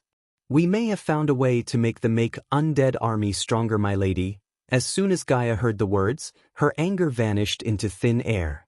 All thanks to this, my lord. With a flick of his wrist, Dalar took out a Stormville mountain crystal. The pink crystal dimly glowed from within on Dalar's palm.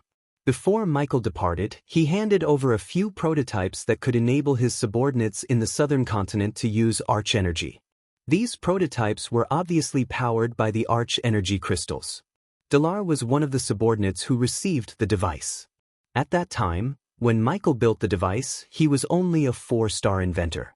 But now, he could perfect the device thanks to his 5-star inventor level. The crystal mixed with human blood activates the energy veins in their bodies again, my lord. Michael was truly surprised. If what Dalar said was correct, he could power up his entire undead army. The reason why the undead couldn't use Arch Energy or Cultivate was that they lacked a functioning brain and the decayed energy veins in their bodies. The alpha undead kinda replaced the undead's brain because the alphas functioned as the brains by controlling them. Therefore, if Dalar could revive the energy veins in their bodies, Michael could theoretically make the undead cultivate. The latest understudies are on _ website. But something told Michael it wouldn't be as easy as Dalar made it sound. Human blood? How much human blood are we talking about, and can you permanently revive their energy veins? If we get the blood of a powerful being, I have confidence we can permanently revive their energy veins, my lord. Unexpectedly, Dalar's confident tone surprised Michael. We still need more crystals and blood to determine how much blood we need, my lord. Jonah opened his mouth. Despite the fact Jonah was actually asking for human blood, he felt excited rather than disgusted or nauseated. We can give you blood and crystals. But I expect solid results, Gaia exclaimed. Also, I want the two of you to build a sick house for your slaughterings outside. We are on a huge island, for God's sake. Use your brains, or I will carve it out of you. She is right. Build something for yourself out there. I have big plans for this place. Michael nodded. How many undead do we have right now? 2,500, my lord. The angels harvested all the powerful netherils and hunted down the rest. Michi clenched his fist. Does that mean you can't summon netherils anymore? Gaia asked as Dalar hesitantly nodded. Shit, Gaia cussed and looked at Michael to know his thoughts on the matter. It's just a minor setback. We can still make more undead. Gaia did not need Michael to explain further as she had already grasped his plans. We don't need any more undead now. You two focus on building yourselves a workshop outside and find a way to make my army cultivate. After giving Dalar and Jonah their orders, Michael did not linger around in the crypt anymore. Instead, he teleported back to the dark forest and flew towards Bradford. Visits. For a better user experience ever since Ghost separated Bradford from Bredia and declared the barony as a kingdom, Bradford had gone through countless struggles. However, after Ghost's visit to Bredia, things took a turn for the better. Kingdom Bredia had released all the prisoners and stopped harassing the travelers and merchants. Although their king Ghost was not there with them to govern the kingdom, the elders and the Sunrise sect ruled the kingdom in his stead. As a result, Bradford finally began to thrive under the leadership of sect leader Claire and the talented elders who managed Bradford's various ministries. When Michael and Gaia saw River Town appear on the horizon, they stopped flying to bask in the sight's beauty. The setting sun painted the kingdom with its dimming golden light. Under its warm light, the farmlands surrounding the town glimmered like a jade stone blanket. The river crisscrossed throughout the town contained countless fishing boats and merchant ships. Even though the dawn was approaching, the river town didn't stop buzzing with crowds and carriages. Most of the carriages followed the main paved path and all shared a common destination, the Hades. The green lush mountain chain surrounding the town competed with the farmlands and the river to see who added extra charm to the town. Even from a distance, Michael could now see the buildings of the sect in the mountains, especially the majestic manor of sect leader Claire. Before stopping at Hades, Michael decided to stop by the sect so he could meet Olivia and reassure her that nothing had happened to him. Besides, it was time Gaia had returned to the sect. So you told me Ricky and Olivia are in love. What are we gonna do about it? Asked Gaia while slowly flying towards the sect. I think I should talk to Reginald about his daughter's future. Ricky is a good guy, and if Olivia married him, she'd always be close to us. That is advantageous to us. After all, we need Olivia to be our head of the majestic chain. Speaking of the majestic chain, don't you think it's better if we opened several branches across the continent? Now that most of the alchemists are dead and rotten, your market value would have gone through the roof. We can press this opportunity and make millions. You speak my mind, Gaia. The only problem is, can you refine pills and potions for all the branches? Gaia questioned Michael. Not that she doubted his ability, but rather, she doubted he would have enough time to sit around and refine pills and potions instead of focusing on dismantling their enemies. I already have a plan in mind, but fortunately, Michael had a solution for the alchemy problem. Since Michael upgraded the inventor level to 5-star, it was only a matter of time before he built a contraption that could brew pills and potions automatically without his intervention. After building it, Michael just had to teach Olivia how to operate the contraption, and it could pump out 100 pills and potions a day. However, he must find a suitable place to build such a contraption if he doesn't want rogue cultivators or powerful families to rob him blind. Does it involve Olivia? Asked Gaia. Yes. And also our allies. I think it's time we paid a visit to the Holy Church. Michi grinned. Visits? For a better user experience, Holy Church? Gaia was confused as she couldn't guess why he suddenly wanted to visit the Holy Church. As far as she was concerned, they had to stay as far as possible from the Holy Church. Hitting two birds with one stone, Gaia, Michael said, smiling, and sped up towards the sect.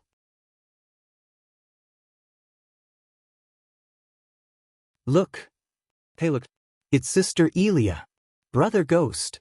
As soon as the disciples saw Michael and Gaia in the sky, the disciples roaming around the sect began to cause turmoil. Michael waved at them for a few moments before flying directly into Claire's manor. Right then, Claire was meeting with a few elders from the other sects and discussing merging the sects with the Sunrise sect. You don't have to worry about independence, Elder Marcy. We will provide everything you need and let you govern yourself, except our elders will offer you guidance to make the sect greater. Claire sat with one leg atop another. By sitting like this, she looked extremely dominant. Coupled with her core strengthening stage level 8 cultivation, the aura she radiated made the elders absolutely submissive. If you are in agreement with our terms, visit Broadriver and meet Elder Ella there. She will guide you through the process, Claire said. It will be a pleasure to be a part of the Sunrise sect. Sect leader, a brown-haired man, stood up from his seat, bowed towards Claire, and shook her hand with absolute respect in his eyes. Instead of entering the hall to meet Claire, Michael and Gaia waited in the hallway, looking at Claire. The elders finally winded up the discussion a few minutes later and stood up to leave. Only then did they notice Michael and Gaia. When they saw the couple, the elders were startled. They might haven't recognized Gaia, but they recognized Michael almost instantly. Young Master Ghost. No, you Majesty Ghost. Relax, ladies and gentlemen. Michael raised his hand with a calm smile as Claire's eyes went wide. Elia. The sect leader almost dashed at Gaia, ignoring the elders. Fortunately, she controlled the urge to hug Gaia for a few moments. After exchanging a few pleasantries with the elders, Michael respectfully sent the elders away. How is it going, Claire? Gaia gently punched Claire in the shoulder, only to get hugged and squeezed by the blonde. It's so nice to see. Where were you all this time? Michael calmly rested his butt on the comfy sofa and waited for the maid to stop cowering in the corner and come to him. Having some alone time. Cultivating, adventuring, and murdering humans? Huh? Just kidding. Except for the last part, Gaia chuckled, making Claire frown. Kidding again. The latest __sodies are on website. Gaia patted Claire on the back and sat on the sofa with her. Finally, the young maid who was cowering in the corner decided to approach them. 3 avocado juice, Claire ordered. Yes, sect leader Claire. The young girl shivered, stuttering in fear. Who is she? It's a new rule of the sect. All the young people have to do some part-time jobs as a part of their studies. We believe it helped them sympathize with the commoners more, Claire explained. Ghost. Out of the blood, Olivia dashed into the manor with a pale face full of sweat beads. Told you it'll be fine. Claire was confused as Olivia dragged herself towards Michael and sat beside him. Soon, Ricky and Daniel entered the room. By the fear in Ricky's eyes, Michael could say that Olivia shared what happened on the ship with Ricky. As a result, he had to go through what happened during the alchemy competition from the beginning to the end when he got kidnapped by the pirates. Of course, Michael told them not to ask anything about what happened after the pirates kidnapped him. He had to wait to hear Sabrina's story before spreading another one.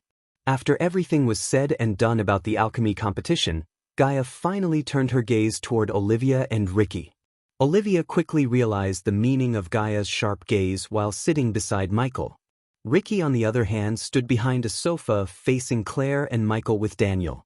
So when were you two planning to tell us? Especially you, Ricky, Gaia said, raising her one brow in the shape of a sword. It's what? Cat got your tongue? Yet again, Claire was confused as she had no idea what was happening. She was too busy with the sect and Bradford business to notice the love tension between Olivia and Ricky. However, Daniel knew about their relationship, but he didn't get a chance to tell Ghost. Still, Daniel always advised Ricky to come clean with Ghost. These two are in love, Gaia broke the news to Claire. What? Claire couldn't help raising her voice in shock. It's okay, Ricky. You guys don't have to be scared. You did nothing wrong. I already dealt with Noah. What do you mean dealt with Noah? Claire's heart skipped a beat, thinking Ghost had killed Noah. Why don't you explain, Olivia? Michael looked at Olivia, wordlessly telling her to tell everything related to her marriage agreement with Noah. It took Olivia another 10 minutes to bring Claire up to speed. So much had happened, yet I knew nothing. I have to get some free time, Claire massaged her temples. But suddenly, Claire opened her eyes so wide Michael could see the sparkles in her eyes. Visits. For a better user experience, why don't we have a girls' night in Hades?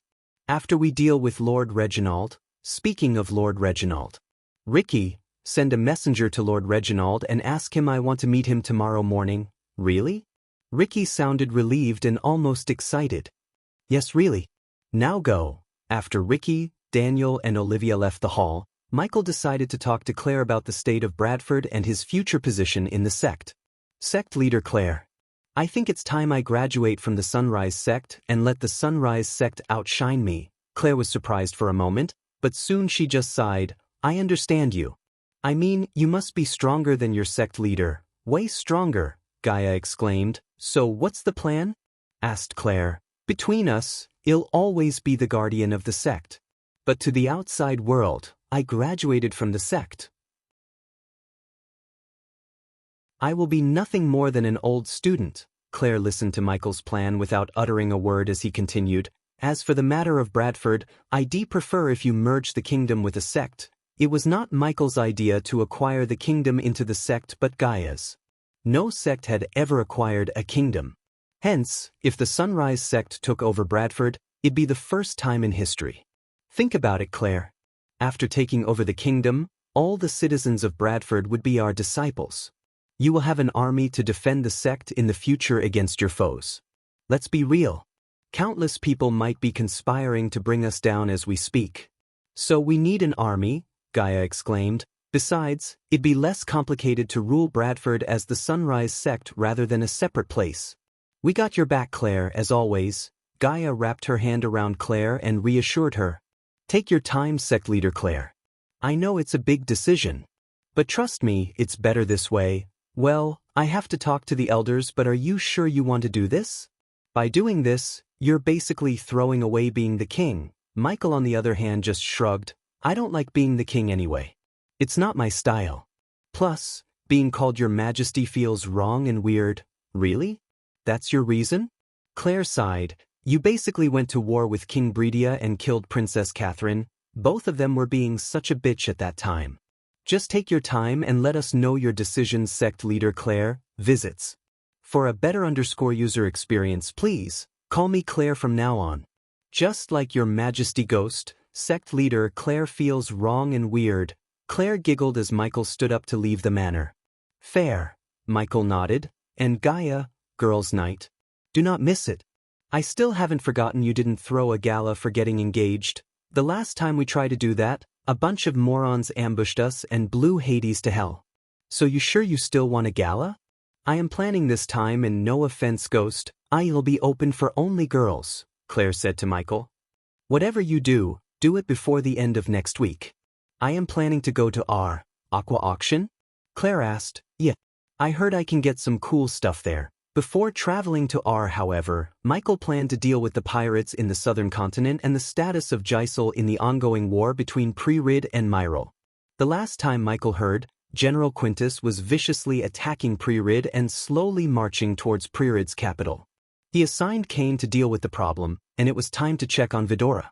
After leaving Claire's manor, Michael and Gaia went to see their herbal garden. The herbal garden was concealed with lush green veins and giant trees. If one looked at the mountain from the distance, they wouldn't see the glass dome covering the herbal garden but the lush green mountain. As they walked towards the herbal garden, breathing in the aromatic air, they felt calm and soothed to their soul. The sound of birds chirping and crickets chittering in the herbal garden was almost music to their ears. It feels like yesterday I planted my first herb seed. 1,000 years, blue putna flower, Michael said to Gaia. Time does fly fast, Gaia nodded. After walking food for a few more minutes, they reached the colossal glass dome surrounding the herbal garden. At that moment, the herbal garden was almost half the size of a football stadium. But the crowded herbs and vegetation made the garden somewhat look smaller. As soon as they entered the garden, a few youngsters welcomed them with a bow. How is the harvesting going? Michael asked the blonde-haired youngster. Since he was one of the senior disciples in the sect, he didn't act like the others when he saw Michael. Pretty great, Brother Ghost. We just brought some compost from Royal Land and I heard Elder Reiner has ordered some rare herbs from the Phoenix auction house. Cool. Continue your work. I just come here to pick some herbs. Michael and Gaia walked away from the youngsters, leaving them to their work. I still can't believe that tiny human is in seclusion. Do you think she is some kind of genius? Gaia asked while Michael was plucking some red orchids with care. If she continues to cultivate at this rate, she would be considered as one. After all, Cindy consumed pills and potions worth millions. That could make even the mediocre cultivator a genius, yet here you are plucking orchids to make her another potion, Gaia chuckled. It will help her reach the core formation stage quicker. I miss having her around. What about me? Do you miss having me around? Gaia asked in a seductive tone and moved closer to him. Visits. For a better user experience, would you believe me if I said no? Those were the last words that escaped Michael's mouth before Gaia locked her lips with his. The next day Michael woke up early and went straight to Hades before sunrise. He had a whole of things planned ahead and decided to start the day with some strongly brewed coffee. After the ambush, Michael hired Lord Malin to provide 24/7 security to Raylene, Hades, and the Majestic. Hence, when Michael and Gaia arrived at Hades, they were greeted by two core strengthening stage guards. Lord Ghost, Lady Elia. The two guards flanking the door bowed their heads as Michael and Gaia entered the Hades. The newly renovated Hades looked glamorous and fancier than before. Although she hated Fover, the dwarf, she couldn't help admiring his skills. Basically, it felt like she had entered another world. God, I missed the smell of this place. Gaia took a long whiff of the air and looked around the restaurant for a few moments before walking towards the table designated for them. Oh my God! As they sat down, Gloria, who walked out from the back door, almost jumped and gasped in shock. Master Ghost, Miss Elia. Michael was surprised too, as he didn't expect Gloria to be here this early. You're early, Gaia exclaimed. I always come early to see everything's in perfect condition, Miss Elia. It's not much but always helps to keep the flow running smoothly. Michael appreciated Gloria's hard work. There was a reason why Michael paid a high wager to Gloria. I heard you're planning to open up another branch in Royal Land. Come on, take a seat. Gaia gestured at Gloria to take the seat before them. At first, Gloria felt hesitant even to look them in the eyes. But after spending time with Ghost and Elia, she had grown to respect them more rather than fear them. So instead of wasting their time being reluctant, Gloria took the seat. Tell me about this place, Gaia asked. Well, it's located in the Noble District, close to the garrison. Nice safe spot, big 3-story building and newly built. Sounds great. Any problem buying it? The owner of the building is King Kramer's cousin. He is playing a little hardball. Gaia creased her brows because she sensed a reluctance in Gloria's voice as though she was hiding something. Gloria, after hearing the deep tone, Gloria just sighed. It's just that guy's look, Miss Elia. It doesn't feel right. It doesn't feel right the way he looks at Lady Raylene. I don't think he is asking for coins. Arg, I hate this. Michael scratched the back of his head. The last thing Michael wanted was to make an enemy out of King Kramer. Unlike King Breedia, King Kramer was an influential figure and the king of the most powerful kingdom in Elon. The latest underscores are on website. Did you look for another place? Asked Gaia, hiding the anger from showing on her face. Yes, but they are not as good as this. That's why we've been thinking of opening a branch somewhere else. That's a good idea. It's troublesome to deal with these spoiled young masters, Gaia sighed. Although Gloria was slightly surprised, she felt relieved. As you wish, Miss Elia. While talking, Michael saw Raylene walking through the door and was surprised to see Ghost and Elia. "Here she is, my favorite cook in the whole world, Miss Elia." Raylene dashed at Gaia and hugged her tightly. Core Formation Level 7. Michael admired Raylene's cultivation level. It was apparent to him that despite her busy schedule, Raylene was spending time cultivating as he instructed her. "It's so nice to see you. Where have you been?" Gaia made Raylene sit beside her and ruffled Raylene's golden hair. "You are glowing," Gaia commented on Raylene's silky smooth, glowy skin, making Raylene blush. "How about we all have a freshly brewed coffee and talk?" Michael felt bad to interrupt their reunion, but he wanted that coffee to kick his brain to plan his next moves. "Give me 10 minutes, and I'll bring coffee with Miss Elia's favorite cookies. You are such a treasure." Gaia pinched Raylene's cheek to the point it turned red as a ripe tomato. "You can go ahead with your work, Gloria." Michael sent away Gloria so he could start planning with Gaia. "You are not going to kill him, huh?" Michael raised his brows, showing his disbelief. "Of course. My word is my bond." Michael chuckled, seeing her placing her 3 fingers on the chest. "But that doesn't mean he won't die. Arias and Bradford, right?" Michael nodded. When Michael met Aria last time, he ordered her to escort her brothers to Bradford and contact Sadie to get the twins into the military. Thanks to Sadie, Titus and Optimus had become the soldiers of Bradford's army and waiting for the Dark Lord's further instructions. "It's time she does a little reconnaissance in Royal Land. What are you planning?" Michael asked curiously. "Visits. For a better user experience, a pervert fucker like him can't live without gala and parties. I bet he's having a party this weekend, so we crash the party," Gaia shrugged. "We can't.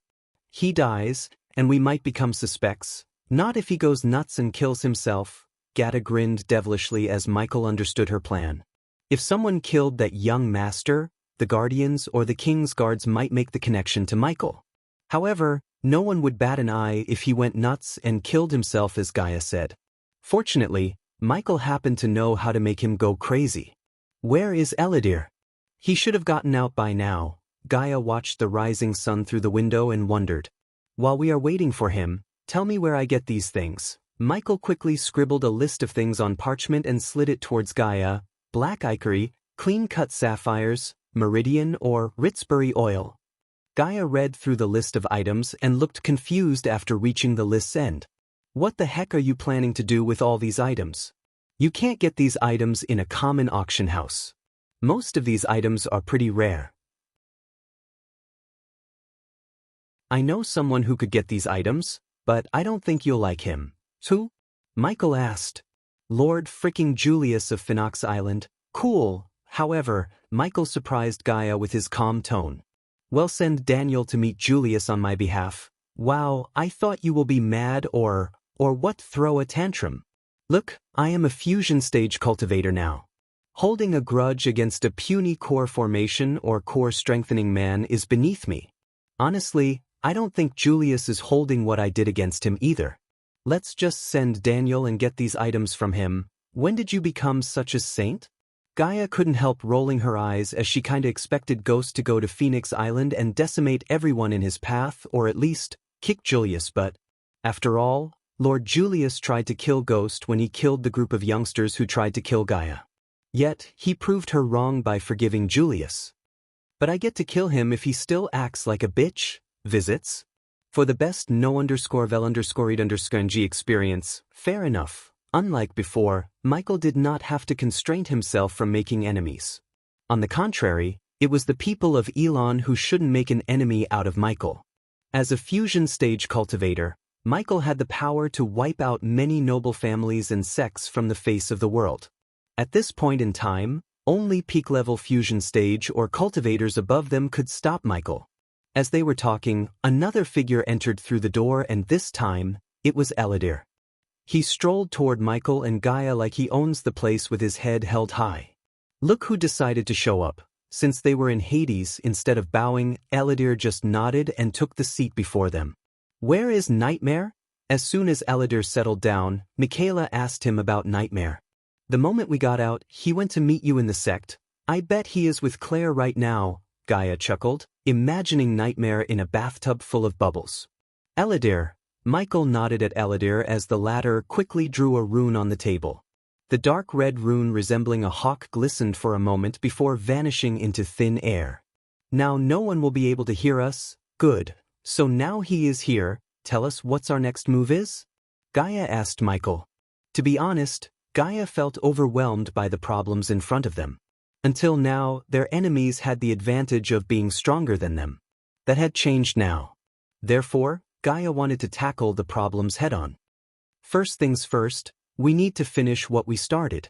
We are going to Gisel and equip Big Bertha with mortar. Man, I need to see this mortar you two constantly nag about in action. Has they finished forging it, my lord?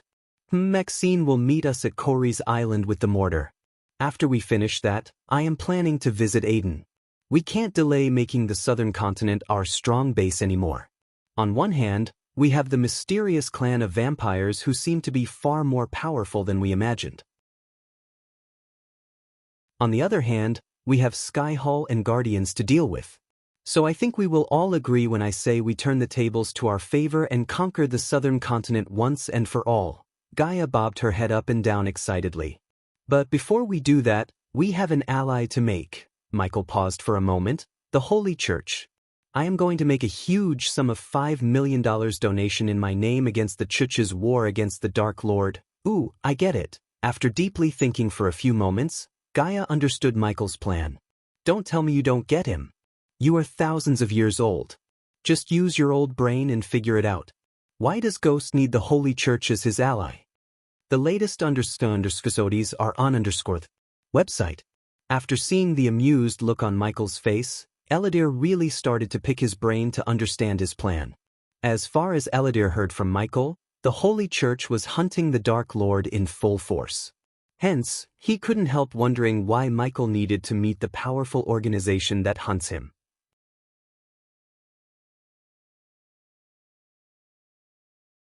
After planning his next moves, Michael waited for Reginald to arrive at Hades with Gaia. As time flew, more and more nobles entered the Hades, and the restaurant began to get busy. Not even an hour past opening the restaurant, yet all the tables got filled with nobles. A few nobles looked surprised to see Michael, but they didn't bother Michael. Finally, after the sun ultimately rose out of the horizon, Reginald entered the Hades with Olivia and Ricky. Lord Reginald. Michael stood up to firmly shake Reginald's hand. Gaia also shook his hand before everyone settled into their places. We will have 3 specials, please. Michael ordered the food on behalf of Reginald. Master Ghost, I heard about what happened in the alchemy competition. Scary business. Thank you so much for taking care of her. Reginald showed his gratitude to Michael with a nod. Lord Reginald, I asked you here to talk about Olivia. Normally, I wouldn't poke my head into others' business. But she is not an outsider. She is my student, and as a teacher, I can't ignore her well-being. Hear him out. Gaia cut Reginald short when he was about to interject Michael. I don't like to beat around the bush. These two are in love, Michael pointed at Olivia and Ricky, and I want you to marry them. If you are hesitating because he is not noble and not strong enough, this will reassure you. Reginald noticed Michael taking a parchment from his space ring and writing something on it. This contains my word to you. In 2 years, Ricky will reach the soul refining stage. In 2 months, he will be appointed as one of the elders of the Sunrise sect and no longer be just a henchman. Everyone except Gaia was startled. Teacher, Olivia stuttered as Michael slid the parchment towards Reginald. He took it in his hand and glanced at Michael's words. I think we will both agree that at the soul refining stage, Ricky can protect Olivia without anyone's help, Michael calmly said, and as an elder of the Sunrise sect, he will be influential and have a status higher than many nobles in Elon, Gaia exclaimed after Michael. Reginald was simply speechless while Ricky felt like he was about to faint. You have to think of your daughter, Lord Reginald. She asked for your permission because she loves and respects you. It's time you return the same gesture to her. If she marries another guy, she will just be a wife. But Ricky will treat her like a queen. He is a nice guy. Ricky's eyes watered, hearing Ghost vouch for him. On the other hand, Reginald just stared at Ricky and Olivia before sighing. Do you really think he can reach the soul refining stage within 2 years? The latest underscores are on website. I don't think. I know, you have my word. After getting assurance from Michael, he couldn't reject Ricky anymore. Besides, Noah Winston had called off the marriage, so Reginald had no choice but to accept the deal from Ghost. And Ricky, while Reginald was pondering, Gaia turned her gaze towards Ricky. She is the only girl in your life. The only tears I want to see in the green eyes are happy tears. Otherwise, I'll break your bones, make a soup and feed it to you, Gaia threatened Ricky, and by the coldness of the tone, Reginald could tell she wasn't kidding. What's your answer, Lord Reginald? Reginald looked at Ricky and Olivia yet again and heaved a long breath of sigh. I have no objection to the marriage between them. We shall marry them after he reaches the soul-refining stage. Not that Reginald wanted Ricky to fail, but he truly wanted someone powerful to protect his daughter. That was the main reason why Reginald rejected Ricky. However, now that Ghost reassured him, he truly believed Ricky could reach the soul-refining stage. As far as Reginald was concerned, Ghost could do anything if he set his mind to it. As soon as Reginald agreed, Olivia lunged at her father and hugged him tightly. Meanwhile, Ricky almost grabbed Michael's feet, but Michael quickly stopped him with a gust of wind. You and Daniel find some associates for you. From tomorrow, the two of you will start cultivating like never before. Elia will give you a training regiment you must follow. Ricky bopped his head up and down. Although Michael could provide Daniel and Ricky with pills and potions, without hard work and a strict training regiment, they wouldn't reach the soul refinement stage in a million years. Since Michael gave Reginald his word, he gave the responsibility of training them to Gaia. After sending the happy love birds away, Michael started to talk about the future of the Majestic. Lord Reginald, we have a unique opportunity in our hands. You know what that is, right? Reginald nodded. Almost 80% of the alchemists in Elon and Azer are wiped out. So we have a huge vacuum of alchemists. Don't you think it's time to hike the price up a bit? Asked Gaia. Definitely. Your pills and potions already have a huge demand. In fact, the demand is way higher than the products in our hands. I can get our team to assess the market and get a rough idea of how high we should raise the prices. That's good. But I am also thinking of expanding the Majestic, Lord Reginald. Between you and me, I am planning to make Olivia the head of my Majestic chains. What do you think of Olivia getting a share in profits? Reginald became speechless. Even 10% in the profits would settle Olivia for life. In fact, she would surpass Reginald's net worth in a couple of years if Ghost did what he said. As a merchant, he could tell how much of a golden opportunity this was. Visits. For the best experience, it'd be wonderful, Master Ghost. I thought so too. Can you do me a favor, Lord Reginald? Of course, Master Ghost. Reginald was too excited as he had already started to imagine Olivia as the head of Ghost's Majestic chain. I need good places to open up branches. Can you get your team to find me some great places and their prices? Consider it done. I'll have the list brought to you in a few days. Reginald already had a few places in mind. Thus, finding Ghost a few suitable places wouldn't be difficult. Besides, Reginald would provide his full help to Ghost to build a Majestic chain so Olivia could have a bright future and become a renowned leader instead of being an alchemy teacher in Aragoth. After everything was said and done, Reginald left Hades, leaving Ghost and Gaia behind. The duo did not linger around in Hades but went straight back to the sect. At the time they returned to the sect, Michael was hit by a heavy bag, and the bad was none other than Nightmare, who shrunk his size like a fully grown German shepherd. Nightmare, buddy. The dragon frantically licked Michael's face and showered him with kisses. It feels like too long. Nightmare hugged both Gaia and Michael in the midair. The trio slowly descended onto Claire's mansion and went inside to see Claire. Ghost. Claire welcomed Michael and Gaia with a grin. Take your seats. After they all settled down, Claire handed over 2 parchments to Michael. One is the document for merging the kingdom with the sect, and the other is your graduation confirmation. Since you will be busy getting ready to go to R, I took the liberty to draft them as fast as I could. Gaia took a short glance at the 2 documents before putting them inside her space ring. Also, I sent some disciples to find you two a good place to build your home. By the time you come back from we'll have a great place. Yes, but don't let anyone start building. I want to design every brick of our castle. Castle? Claire raised her brows in surprise. Of course, it will be a castle. Not just any castle. It will make the existing castles in Elon look like shabby houses.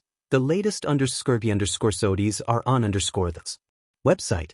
But don't you think it's overkill to build a castle for just the two of you? Claire turned her gaze to Michael, but he remained silent. It was Gaia's dream to design her own castle, and Michael had no plans to stop her from doing so. No matter how much coins it would cost him, he would let Gaia build them their own castle. Plus, Michael loved the idea of living in a castle without all the responsibilities of a king. Normally I'd disagree with her, but I love the idea of living in a castle. I have some cool ideas for my room, Nightmare excitedly laughed. Hearing the two of them, Claire could only sigh. There is no stopping you, is there? Nope, Gaia shook her head. Trust me, Claire. You're gonna be mind blown. We just need to find some best architects in So, have you thought of how you will get to You can't fly there as it would take months. If I were you, I'd look for a portal. Speaking of a portal, do you think the Holy Church would have one? Michael suddenly asked. I think so. The Holy Church has a branch in Royal Land, and I heard they have a portal there, Claire said. That's great. I have to meet His Holiness anyways. Thank you, Claire. Claire wanted to ask why Michael suddenly wanted to meet with His Holiness, but she refrained from sticking her nose into his business. Why don't you stay here and have that girls' night today? I'll go meet His Holiness, Michael said to Gaia as she quickly creased her brows. Why can't I come with you? Because you should spend some time with them. Michael gently squeezed her hand, looking into her eyes. It took Gaia a second to realize his true reason. You know what, that's a great idea. What about me? Asked Nightmare. Visits. For the best no-understanding experience, I'll take you with me. Michael rubbed Nightmare's head and agreed to bring him to the church.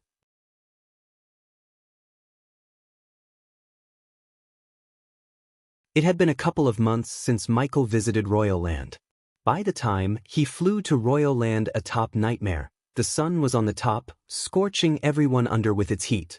Just like before, Michael had to land at the city gates and pay a toll to enter the city. Nightmare shrunk his size smaller to sit atop Michael's shoulder. After paying 20 gold coins, Michael entered the main capital of Royal Land. As usual, the city looked stripped out of a fantasy anime or a fantasy drama with all the people wearing fancy clothes and members of other races.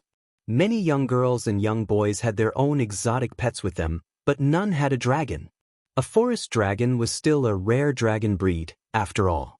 Hence, Michael drew some glances at him while walking toward the town square. According to Claire, the road leading to the Holy Church branched out from the town square. Look at all those guards. While Michael was on his way to the town square, Nightmare pointed him to the fully armor-plated soldiers patrolling the streets. The soldiers wore pale blue armor with the crest of Royal Land on their chest. However, several groups adorned dark brown armor instead of blue. Michael did not recognize them. Who are they? The Holy Church soldiers, who were called Holy Guards, would be in shining white armor. At the same time, the Guardians always wore golden armor or appeared without any armor but just their crest. He hadn't seen any group of guards in dark brown armor. Besides, they were extremely strong. Each guard wearing the muddy brown armor was at the core strengthening stage. Because of the helmet, Michael couldn't see their faces or identify their race. Ignoring the patrolling soldiers, Michael continued to walk toward the town square. Is that Ghost? It's him. Whoa, it's really him. He is better looking than I imagined. He does have a dragon for a pet. Cool. Several nobles who recognized Michi by his trademark black robes began to murmur among them. At this time, almost half of Elon knew Michael's face and the entire continent knew his name. If it wasn't for the no-fly inside the city gates rule, Michael could have easily detected the church and quickly reached the place. But, since it wasn't the case, Michael had to ignore their gazes and walk. Aren't we going to visit King Kramer? Nightmare asked suddenly. Visit? For the best no_vil__skungy experience, we will. But after we meet with His Holiness, Michael wanted to let everyone in Elon know he had reached the fusion stage. It would definitely bring him attention and respect from throughout the continent. He wouldn't have to pay to enter the city at that time, but the king would come in person to receive him. When he arrived at the buzzing town square, Michael was greeted by a man in white robes standing atop a stack of crates and shouting out loud. "The vampires are walking among us. The Dark Lord is walking among us. The gods are walking among us." The man shouted as loud as he could. Instead of walking past him, Michael leaned on a brick wall and listened to him with a few others. "These are testing times for mortals. We have deceivers leading us into chaos. The guardians are conspiring against humanity. They allowed the vampires to massacre our brothers and sisters. We are not cattle to be slaughtered." Michael was amused by the man's words. Moreover, the man got quite a crowd listening to him. Usually, the people of Royal Land would ignore people like him, but now, they actually stood under the scorching sun to listen to the man. The hate against the Guardians had become stronger than ever. It was evident to Michael. As the sole orchestrator of the events that ruined Guardian Guild's reputation, Michael was proud and pleased. "We have deviated from the Great One and Two. Now we are reaping what we sow. It is time to return to our roots, people. The Holy Church is our only way to redemption." The man looked at the sky, pausing his speech for a few moments. "It's not too late. Surrender your souls to His Holiness as He is the Savior of the mortal kind. So the Holy Church is going all out to increase their support, huh?" Michael mumbled inside. Instead of continuing to listen to the man, Michael resumed his journey. Considering the people were too focused on the shouting man, they failed to notice Michael. As Michael walked out of the crowd, he saw a deserted lane flanked by yellow maple trees on each side. The yellow-leaved blanketed the pavement, making the path look like it was paved with gold. The wooden board had the words Holy Church engraved on it along with an arrow pointing down the path. Michael and Nightmare took the path in silence, listening to the ruffling leaves and chirping of birds. It was soothing to them. Everything was still and silent until Michael sensed a powerful being approaching him. He slowly looked upwards to see a golden-haired man adorned in radiant white armor descending from the sky. If the word knight had an embodiment, it would be the man before Michael. With the heavy armor clanking, the man landed in front of Michael. His golden eyes stared at Michael from top to bottom. A soul-refining stage cultivator, Michael sensed the man's cultivation stage and wondered why a warrior like him appeared here. "Ghost, I presume," the golden-haired warrior spoke with his steel-like voice. The man's face was void of any friendliness. In fact, he stared at Michael coldly as though Michael had done something to him. The latest __episodes are on website. One and only. I am hoping to see His Holiness. However, after Michael uttered these words with full of respect, a glint of surprise emerged in the man's gold eyes. "The reason, to get His Holiness' blessings and extend my support to the Holy Church against the vampires. Follow me." The man said nothing but these words before gesturing at Michael to follow him. The both of them took off from the ground, and as soon as Michael flew through the maple tree canopy, he noticed a Gothic-style palace in the distance surrounded by moat and alluring sunflower beds. Michael could see the countless arrays and runes around the palace thanks to his X-ray vision. As Michael flew closer and closer, he noticed the enormous statues of warriors decorated the bridge leading to the palace. This castle had clearly stood the test of time, and despite his age, the palace looked sturdy and pristine. This way, the man descended to the ground, landing on the marble floor facing the giant golden door. As though the door had sensed them, it creaked open slowly to reveal the interior. When the door opened, Michael was welcomed by massive braziers hanging from each of the 6 travertine columns that lit up the lower levels of the throne hall and blanketed everything in a warm glow. The countless gems on the rounded ceiling danced in the flickering light while statuettes and memorials looked down upon this opulent hall's marble floor. Broad, stained glass windows depicting ancient legends were concealed by veils colored the same ebony as the banners.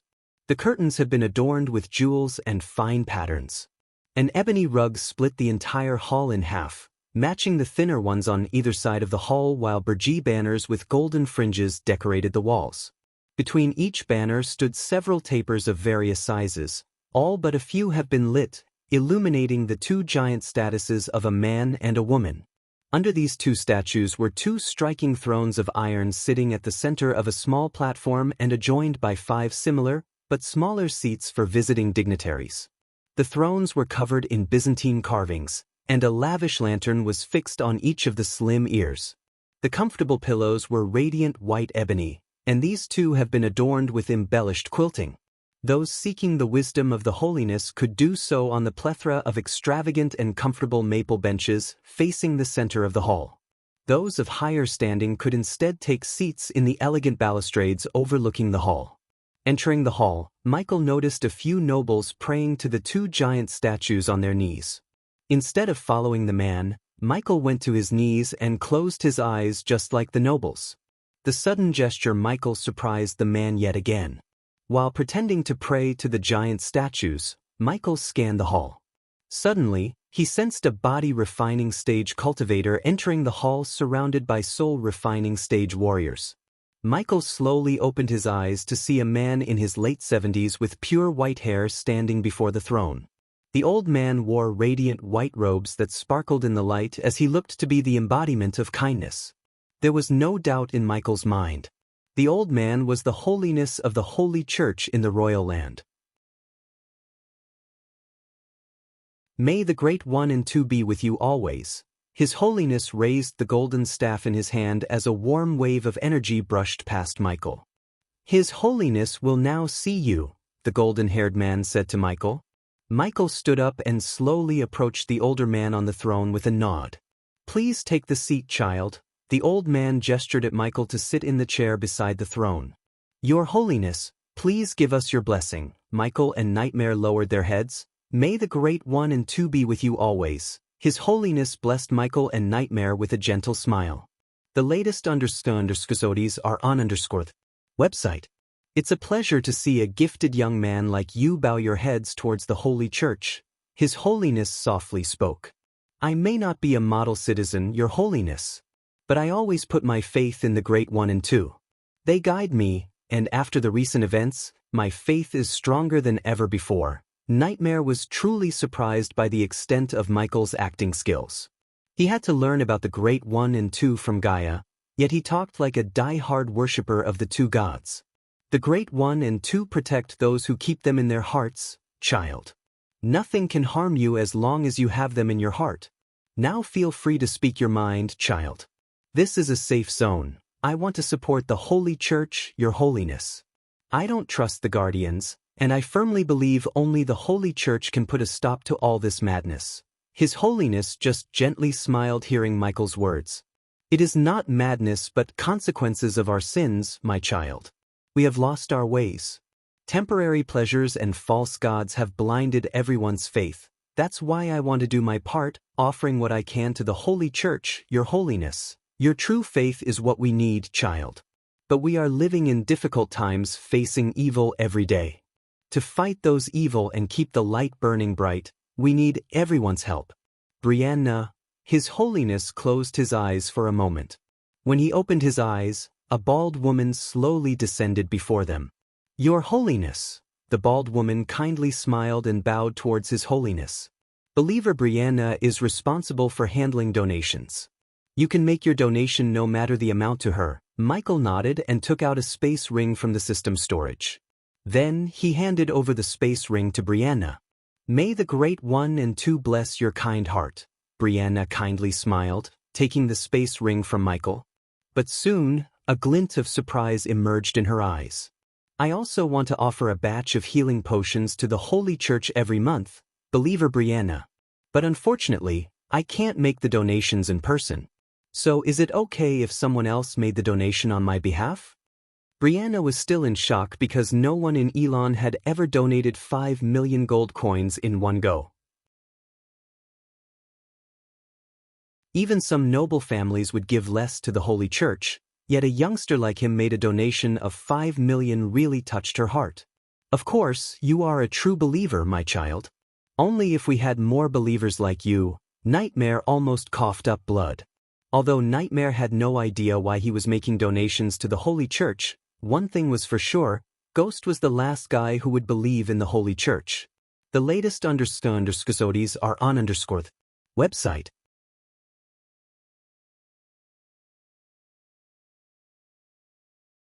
Just as Michael planned, after making such huge donations, the Royal News printed his meeting with His Holiness on the front page. The entire continent now knew about Ghost's friendly relationship with the Holy Church, which became another ally of Ghost. Since he made a 5 million donation and offered to send Holy Guards a batch of healing potions free every month, His Holiness gladly gave access to the teleportation portal. Instead of walking into the portal right away, Michael went to meet King Kramer. He would have walked to the castle if he hadn't reached the fusion stage. Since Michel flew to the castle and landed right before the castle gates. As soon as his feet touched the ground, several armed guards rushed to the gates, thinking they were under attack. Relax, I am here to meet King Kramer. The soldiers did not loosen their bodies. Tell your king Ghost wants to see him. Ghost? The soldiers were startled. Although they hadn't seen him in person, they had all heard about him. I thought a fusion stage cultivator would receive a different welcome. Michael informed the soldiers about his cultivation stage in an indirect manner. It took the soldiers a few moments to realize the graveness of the matter. But before one of them could run back into the castle, a group of fancily dressed people approached the gates surrounded by several more armed soldiers.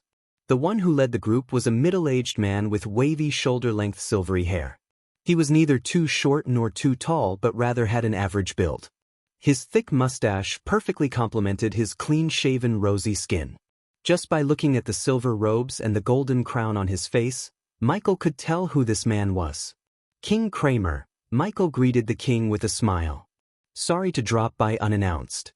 I was in the neighborhood and it'd be rude if I didn't come to meet you, King Ghost. Unexpectedly, it was the silvery-haired woman who greeted Michael instead of the king. To a man who saw countless heaven-defying beauties from both this universe and other universes, Michael wasn't startled by the queen's charm. Queen Imad, I presume. The guards quickly opened the steel gate between the two parties as Michael stepped forward. Sorry for all this, King Ghost. Oh, please, call me Ghost. I insist. The latest underscores are on _ website. As you wish. King Kramer finally opened his mouth and extended his arm to shake Michael's. Honor to finally meet you, King Kramer. Michael firmly shook his hand. Please come inside. The queen welcomed Michael with a bright grin on her face. You must be the only king who doesn't like to be called king and surrounded by royal guards. The queen melodiously laughed while leading Michael to the majestic castle. What's the point of being a fusion stage cultivator when I have to surround myself with weaker guards? Now that the queen and king finally heard these words from his mouth, their legs stopped walking. You reached the fusion stage? An old man carrying a thick book and a staff asked Michi in utter surprise. It's hard to believe, right? Not only the old man but even the king and queen also stared at Michael with clear doubt in their eyes. I am pretty sure you have a mirror device to check the cultivation stage. It's okay, Ghost. We believe you. The queen brushed it off but Michael shook his head. I like to let everyone know that I reached fusion stage, Queen Amat, Michael whispered to her.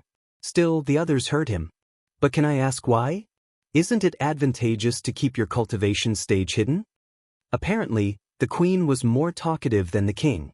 But that didn't mean the king was weak. In fact, King Kramer was at core strengthening stage level 10 while Queen Amat was just at core formation stage level 3. Visits. For a better user experience, what's the point of reaching fusion stage if you can't show it off, Queen Amat? Plus, I don't have to deal with the arrogant young masters and young Mrs. Riddling Elon, Michael chuckled. His words just mesmerized the queen and everyone around. He didn't sound arrogant but domineering. Coupled with his young age, it was too hard for them to believe Ghost was a fusion stage cultivator. Makes sense, King Kramer nodded as they finally reached the enormous throne hall. Bring the mirrors, King Kramer ordered the old man and waited for the servants to set up the sofas. After everything was said and done, Michael took the seat facing Queen Amat and King Kramer. Being a fusion stage cultivator felt great to Michael. Normally, one would have to wait for an audience with King Kramer, but now, he entered the castle escorted by the king and queen themselves. He used to feel slightly jealous of Layla and Elder Kane, but not anymore. Quickly, a maid approached Michael, slightly shivering from top to bottom. "I will take any kind of fruit juice, please." "No booze, thank you." Despite Michael's status and cultivation, he treated the maid with dignity. It was such a small gesture, but his words to the maid surprised Queen Amat. "So what's the true purpose of your visit here, Ghost?" King Kramer asked after the maid left the throne hall. He also dismissed the soldiers except for a few royal guards who stood in the corner, watching the king and queen. "I came to meet His Holiness and dropped by to meet the two of you because I was kinda hoping I could buy a piece of land in your kingdom." "Piece of land? That's wonderful. Royal land would be honored to gift you," Queen Amat said with an ear-to-ear grin as the king nodded. "Freebies break friendships, Queen Amat. So I was thinking I could name either of you as a shareholder of the majestic branch I will open here in Royal Land. Is it possible?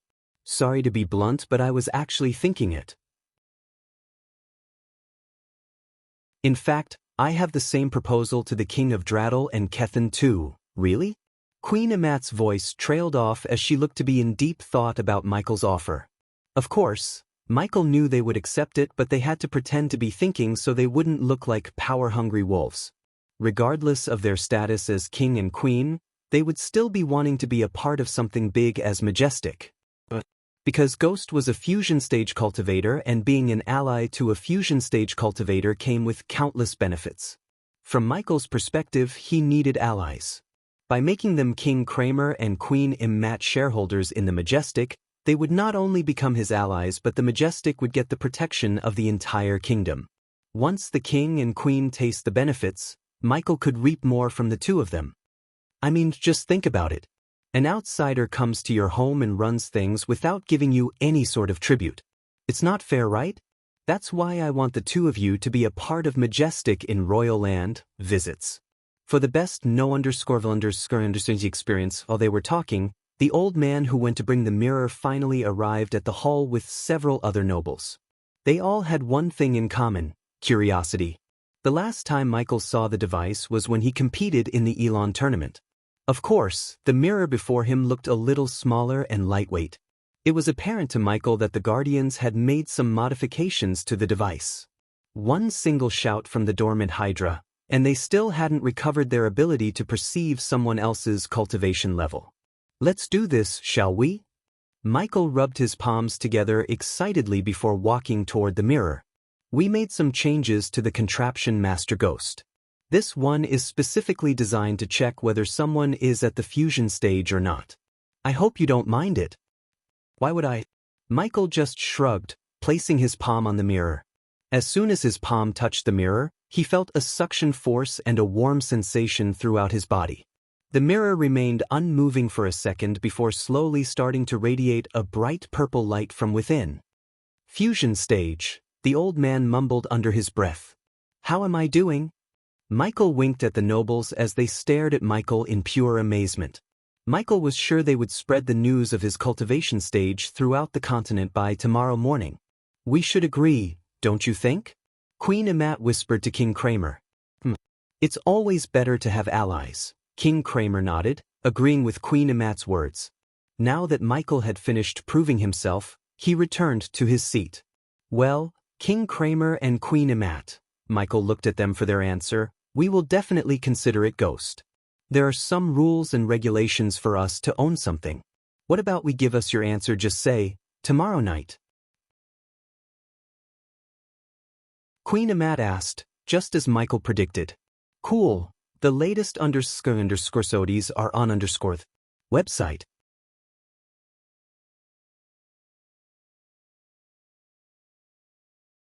At the moment, Michael was in his Dark Lord form in the Dark Forest.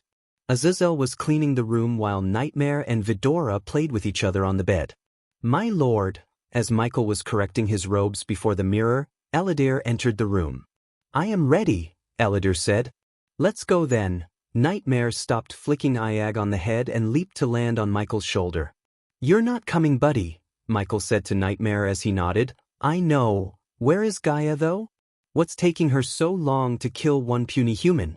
Ayag sounded lazy and tired of playing with Nightmare for so long.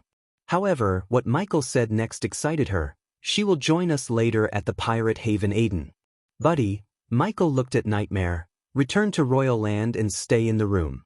If anyone asks for me, contact me. Michael had to stay in the Royal Land Castle due to King Kramer and Queen Amat's hospitality.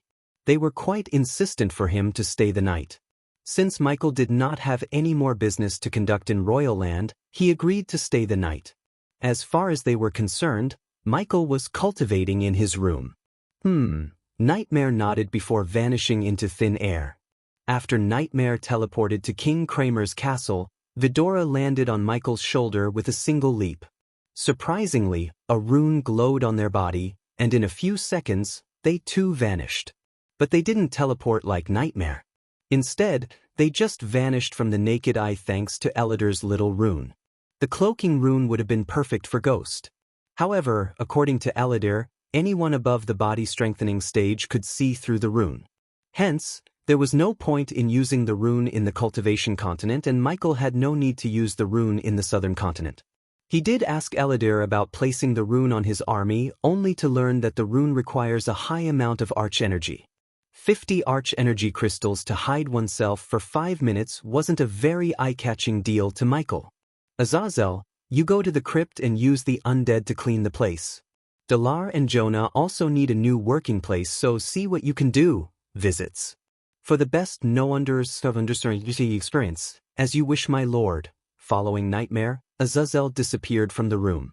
Finally, Michael and Elidar were teleported to Caius' mansion by the system, and when they appeared in the room, Maxine and Corey greeted Michael with a deep bow. My lord, my lord. Michael flicked his wrist as the throne materialized behind the oak table. He plunged onto the throne as Elidar took a long look at both Maxine and Corey for a few moments. Maxine, Corey, meet Elidar. Lord Elidar. Elidar just nodded. Maxine, is it ready? Asked Michael. Yes, my lord. It's on the Big Bertha. Michael then turned his gaze towards Corey. So they haven't taken our offer? No, my lord. To be honest, I didn't expect them to be this stupid. A true pirate would have seen the opportunity. These are just mindless drunkards. I am glad you've seen the truth, Corey. Pirating is a fragile and dangerous business. If you don't change your ways, eventually, you'd go extinct. It's time we root out these weeds and unite the pirates under one banner, my banner. It'd be an honor for the pirates to serve you, my lord. Maxine felt proud and excited to unite all the pirates under the Dark Lord instead of the pirate lords. As a pirate herself, she knew the dangers of being a pirate. It was only a matter of time before the kingdoms unite against the pirates and strike them down. Especially, the Empress of Ar was keen to wipe out the pirates from not only the waters of Ar but also from the southern continent. The latest underscores are on website. However, once the Dark Lord unites the pirates and brands them as something else, the Empress might not go all out in a war against them. Go wait for me on the ship. Michael dismissed the two ladies and turned his gaze towards Elidar. You have something to ask? I don't quite clearly see your play here, my lord. First, you went to ally yourself with the Holy Church and now openly waging war against the pirates? Michael smiled. Who is hunting the Dark Lord along with the Guardians? The Holy Church. Ghost is now a friend of the Holy Church. Other than the obvious benefits such as being an ally to a growing superpower, now I hold the key to the Holy Church's destruction. Elidar looked more confused than before. I can only keep Ghost and the Dark Lord separate for a time, Elidar. Eventually, someone would always figure it out, someone smarter than I am. So when they figure it out, the Holy Church would be the last organization to come out full swinging. Because they would be crucified along with Ghost. By getting donations and being allies to Ghost, the Holy Church has become an ally to the Dark Lord. How could they go against Ghost's allies when they themselves are one? Elidar finally learned Ghost's reasoning behind his visit to the Holy Church. Now that the Holy Church received donations from Ghost, the Holy Church wouldn't be able to wage a war against Ghost because they would be busy fighting the Public and the Guardian Guild. What about your other allies? Asked Elidar. I have plans for them. But before someone figure out my identity, I better be strong and have an army strong enough to fight off our foes. We have to, my lord. I have seen what Skyhall could do. They would go to any length to stop you. They are the real evil in the form of good. Don't fret it, Eladir. They couldn't stop me when I wasn't even born. Now I am here and I have a score to settle. Michael willed the system as the skull mask covered his face. Just like a breezing wind, the two of them disappeared from the room. At that time, Gibson was preparing everything for Big Bertha's journey towards the pirate haven Aden. Since Maxine announced to the crew that the Dark Lord would arrive to meet them, the crew was extra motivated and didn't dare to slack off. Unlike the Silent Reaper, the Big Bertha was in pristine condition. No one would believe the ship was manned by the pirates, or one would recognize the crew as pirates. Instead, the crew looked like disciplined soldiers wearing black leather armor and carrying new cutlasses. Visit. For a better user experience, of course, they still possessed habits such as getting as drunk as possible and eating without any restrictions. Maxine and Corey were still in the process of turning the pirates into soldiers, and Big Bertha's crew were the frontrunners to become disciplined warriors of the Dark Lord. Bring it out. Gibson climbed out of the lower decks and shouted at the crew before throwing a roll of ropes down the hole. Pull with all your strength. That thing is heavy. Maxine stood at the other end of the rope along with a group of pirates. The rope was attached to a pulley to make lifting the mortar a bit easier. You can lift it now. Gibson and Maxine heard Shorty shouting from the below decks. 1, 2, 3. Maxine counted until 3 to pull down the rope using every bit of her strength. While Maxine was pulling down the rope, Corey remained at the helm, waiting for the Dark Lord. Even without the so-called new weaponry, the Big Bertha was a beast. The upper deck alone had 10 cannons on each side. In addition, they fitted the Big Bertha with 3 rows of cannons, each with 15 broadside cannons. One side of Big Bertha totally had 40 cannons, making the total count of cannons a whopping 80 cannons. Usually, that number of cannons would slow down the ship, but the Dark Lord ordered them to do so despite the drawbacks. When Corey did a test run with Big Bertha, it took them almost 5 minutes to reload all the cannons. Unless they fixed the reload speed somehow, a talented ship captain could do a lot of damage to Big Bertha within 5 long minutes. As Corey was weighing the pros and cons of the Big Bertha, the Dark Lord finally appeared beside her, almost sending shivers down her spine. My lord, our Dark Lord is at the helm. Gibson shouted as loud as he could when he saw Michael. Fortunately, the mortar was in place, or they would have saluted at Michael and dropped it down the hole. As Michael climbed down the steps from the helm, the crew bowed their heads towards Michael and Eladir. Corey followed the two of them behind to the mortar, where Michael saw the mortar forged with sturdy black metal and engraved with intricate patterns resembling a coiling dragon. The pirates were so curious to see what this thing could do. Under their curious gazes, Elodie squatted beside the mortar and drew a few symbols on its surface as well as inside the mortar through the firing hole. Although it looked as simple as drawing a few symbols, Michael knew the intricacy behind each rune.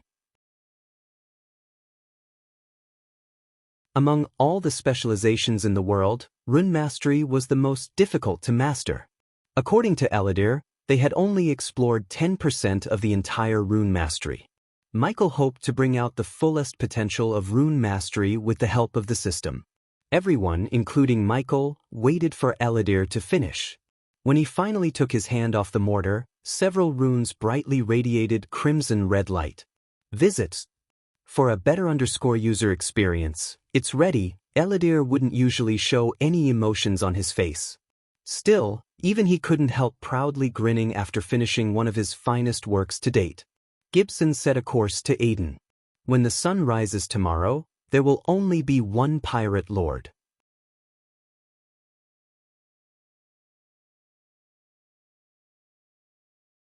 With Corey's fleet following behind, the Big Bertha began her journey towards Aden. Michael remained at the helm looking at the night sky and enjoying the momentary peace. You are in deep thinking, my lord. Maxine came to Michael's side and joined Gibson, Corey, and Eladir. Have you notified Vance and Blackmane? Maxine nodded. Instead of catching the pirates off guard, Michael ordered Maxine to notify Vance and Blackmane about the attack. He wanted the pirates to prepare for the war and use their full might. Only then could Michael destroy them and crush the pirates' morale once and for all. Vance and Blackmane will be waiting for us with all their fleet, my lord. Good. Michael remained calm despite the fact that he was about to face hundreds of ships in an all-out war. Are we really going to destroy them all? Maxine really doubted Michael would destroy the pirates as he always tried to recruit them. However, by not joining Michael, Pirate Lord Vance and Pirate Lord Blackmane left him with no choice. Some of them can't have a war without casualties, can we? My lord, what about their fleet? The fewer ships we destroy, the more ships to our fleet. Corey added her thoughts which aligned with everyone. Except for Eladir, who didn't give a damn about the pirate lords. The others wanted the Dark Lord to spare the majority of the ships. At this point, none dared to doubt the Dark Lord. The two pirate lords may have superior numbers, but the Dark Lord could destroy them with a few spells. How should I end the war? Should I kill the two pirate lords in front of their fleet or destroy their fleet in front of them?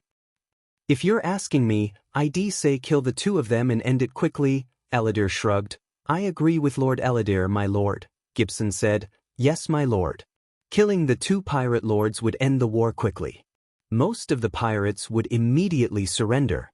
However, some of the fanatics might choose to fight until death path. We can destroy them to make a statement, Corey exclaimed. They all shared the same thought. Hence, Michael decided to listen to them because what they said was correct. He should capture the ships and strengthen his fleet rather than destroy the ships. It would take years to rebuild those ships.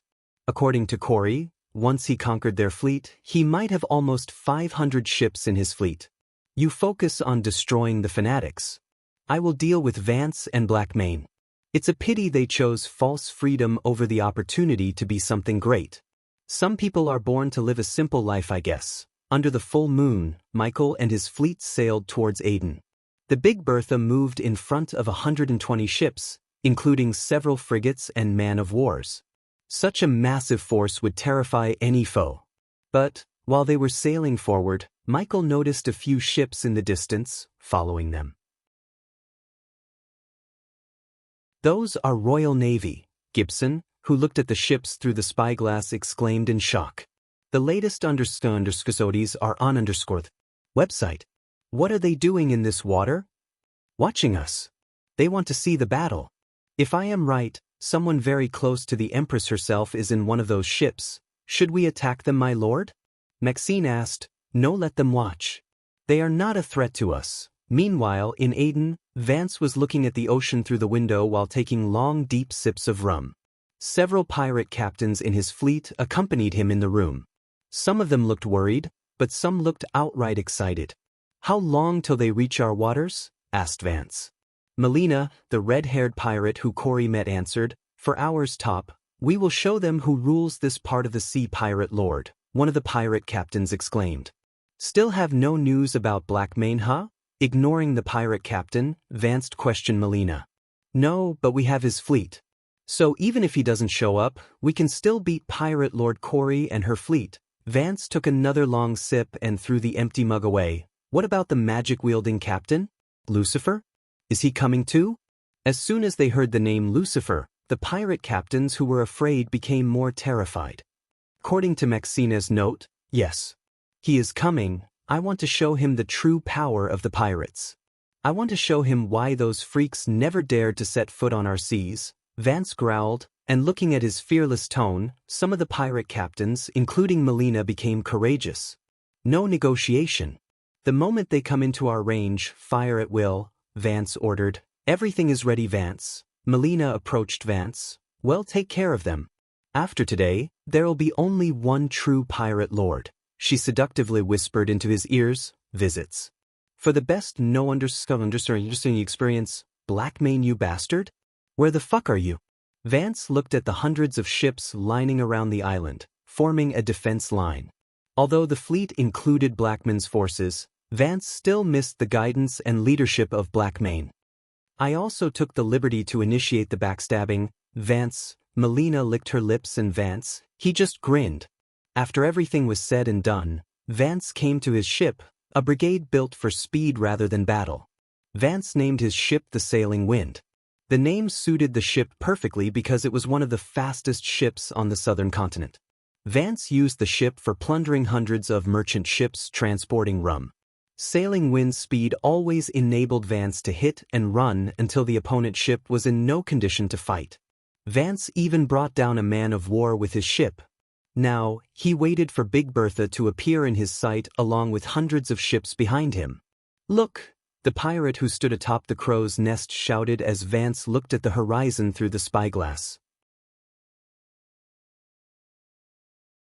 "They are here." Vance could see the giant frigate sailing towards them, leading the fleet of Corey. All those ships flew a pure black flag instead of Corey's flags. Like storm clouds, the black ships approached Aiden at the horizon. "Get ready, pirates!" Vance shouted as the sound of cannons creaking resonated throughout the area. Additionally, a loud bell rang in Aiden, indicating the approaching danger. "As soon as they enter our range, fire with all you have." Vance shouted again. Even in the face of war, he didn't neglect to bring a barrel of rum and chug a full mug down his throat. Every cannon in the ship and Aiden aimed at the horizon and prepared to fire at will as soon as they enter their range. However, all the ships, including the Big Bertha, stopped a few meters away from their firing range. "Why are they stopping?" Melina asked, probably to negotiate. "What if they don't sail towards us? We will go to them and sink them where they stand." Vance raised his mug, riling up his crew. They all let out a thunderous battle cry and prepared to move forward. But suddenly, they saw a bright red light shooting out of Big Bertha. "What the hell?" Vance and his ship turned red like someone aiming a red spotlight at them. Boom! While they were in confusion, a thunderous booming sound echoed through the calm sea. Vance looked up at the sky to see countless stars falling down upon them. Vance and his ship didn't even realize what just hit them until they exploded into bits and pieces. "Oh my god! Pirate Lord!" Vance. "Shit! The latest episodes are on _ website. Dark magic." The pirates were in utter confusion. Moreover, they were terrified. After destroying Vance's Sailing Wind, the red spot light fell on a couple of more ships, and the result was the same. Boom, boom, boom. At this time, the pirates did not wait for Corey's fleet to enter their firing range but began to fire the cannons aimlessly at Big Bertha. As the pirates were raining down cannonballs, a dark cloud slowly flew towards Aiden. "Surrender!" The demonic voice swept across the sea, terrifying the pirates. Gradually, the dark cloud faded away, revealing the Dark Lord to the pirates. "Fire!" However, a daring pirate captain decided to fire at Michael. But before he could take aim, the red spotlight fell on the ship. Boom! The result was the same as the ship exploded into smithereens. The mortar was more powerful than Michael expected. Michael did not stop. Instead, he pointed at Aiden, signaling Maxine to aim the mortar fire at Aiden.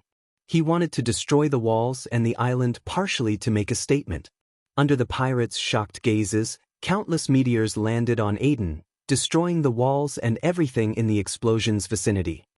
"Oh my god," Gibson shuddered in fear, looking at all the death and destruction. Instead of stopping with Aiden's walls and a couple of ships, Michael continued to point at ships as Maxine fired the mortar, destroying several ships in under a few minutes. Everywhere Corey turned her gaze, there was nothing but explosions. Vance did not even stand a chance. She thought Michael would fly to Vance, grab him by his neck and kill him in front of the pirates. Yet what happened was the exact opposite. He did not even lift a finger at Vance. "If you want to join your friends, fire." Michael's voice amplified to the point it sounded like a thunderclap. The pirates shivered to hear his demonic voice. Even the most fearless pirate captains shuddered and hesitated to order their crew to fire at him. Meanwhile, Big Bertha and Corey's fleet slowly started to sail towards Aiden that was burning like a bonfire. Everything was going according to plan until some of the ships in Corey's fleet began to fire at Big Bertha and the others. Michael quickly turned his gaze towards his fleet to see some ships firing at their allies. Visit. For a better user experience, backup plan, huh? Regardless of the sudden betrayal, Michael did not even raise a brow. Instead, he just flew toward Big Bertha to deal with the traitors in a most brutal way.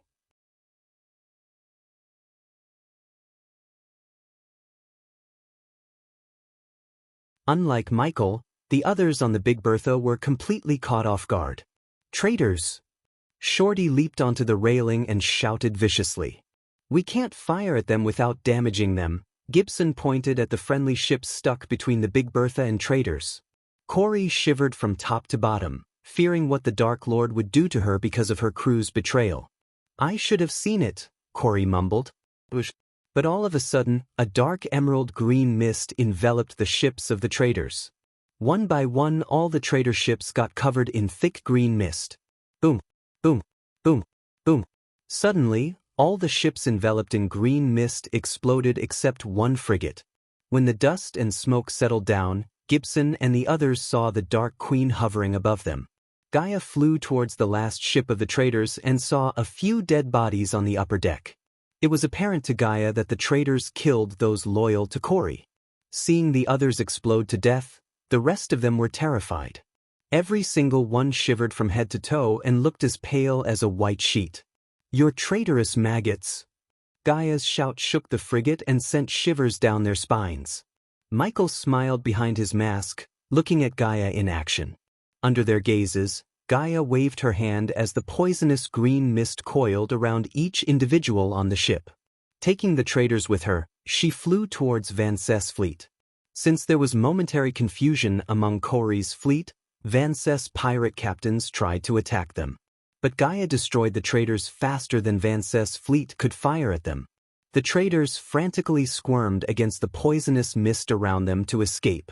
They used all their strength but to no avail. I would have hated to miss this action, Gaia said, without bothering to hide her killing intent. Visit.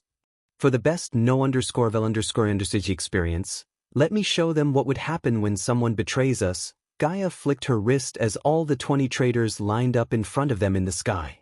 At that moment, all the eyes were on the traitors.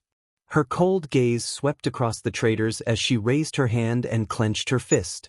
As soon as she closed her fist, a sliver of green mist slowly rose upwards and entered their nostrils. Michael wasn't interested in anything else other than watching the traitors violently twitch and puke dark red blood through every pore in their bodies. Not a single sound could be heard except their traits, screaming and wailing for help. It was a long, slow, painful death. But compared to their deaths, Vance and the others were gifted. At least, they died instantly instead of suffering Gaia's poison that corroded their organs from within. After a few minutes, the traitors turned into a bloody puddle and oozed down into the ocean. Now who wants to fight? Michael's thunderous demonic voice echoed through the silent ocean. None of them dared to raise a finger at the Dark Lord this time. Instead, the pirates dropped their swords and stared at Corey's fleet, slowly sailing towards Aden. Michael and Gaia floated in the sky until all of Corey's fleet surrounded the island. Afterward, Corey's men rushed into Aden, facing no resistance from the pirates. At that moment, the pirates thought about nothing else except what was going to happen to them. They had no one to lead or give them guidance. Once Corey's men captured all the defense cannons in Aden, Michael descended towards Van Cess Castle. The residents of Aden, mostly young women, and elderly pirates stared at Michael in utter shock. They couldn't believe seeing someone flying and using spells. Some even dropped to their knees and began to worship, mistaking Michael and Gaia for gods. Ignoring them, Michael entered Van Cess' room through the window and waited for his subordinates to arrive. Bang! Michael raised his hand, blasting away Van Cess' chair with a gust of wind. Then he brought the skull and bones thrones with a flick of his wrist. But before he plunged into his throne, he looked at the dark corner of the room. You can come out now. Gaia sat on her throne, resting her one leg atop one before Michael, and waited for the united guest to reveal himself. After hearing Michael's words, a tall man walked out of the shadows, slow clapping. The man had a long bushy beard braided like Vikings and outlined his eyes with dark mascara. He walked out of the shadows using a cane to support his limping. Although the man looked vicious and had an aura of a pirate, He dressed like a higher army official. He was dressed in white and had medals and ribbons attached to his chest, while several strips of colors were engraved on both of his broad shoulders. Except for the long white coat and a white feather hat, the man looked similar to a Navy officer on Earth.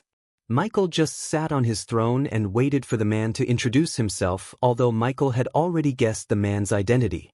Lucifer A, the Dark Lord. The man used his cane to raise the chair from the ground before sitting on it. Pirate Lord Blackmane. The pirates still believe you are on a voyage, Michael calmly said in his demonic voice. What Michael said was the truth.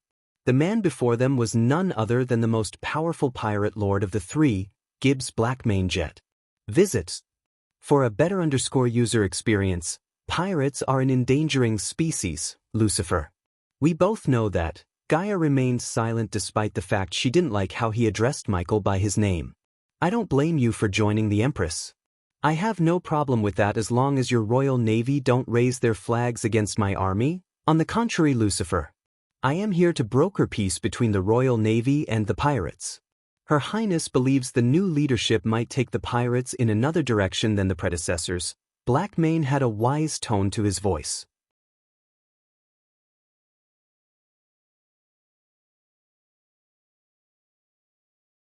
We removed all the masts and put them in the dungeon beneath the castle. They can't move anywhere unless they want to go swimming, Maxine said with an amused tone. I am sure Vance has a hoard of rum somewhere here. Distribute it among the men. Make sure they have a good time, but no plundering of women, Gaia added coldly. As you wish, my lord. What about the pirates, my lord? Corey asked, looking at the hundreds of ships outside through the window behind Michael. Give them a choice between joining us or leaving Aden. From now on, there will be no more pirates and piracy. We are going legit, Gaia simply ordered Maxine and Corey. Getting 20% of the merchants without plundering was a great deal. When the word about their deal gets out, more and more merchants will venture into the southern continent. As a result, not only would they get free stuff, but the economy of Gisel and the kingdoms under Michael's control would also drastically improve. To stay in control and power, they needed a steady revenue stream such as this. And you two should take a break too. You deserve it, Michael said as Corey and Maxine nodded because they were tired and needed a break. Ghosty, it's time you return here. The king and queen are asking for you. After Corey and Maxine left the room, Michael heard Nightmare calling him. Let's go back to Royal Land, visits. For the best no_G experience.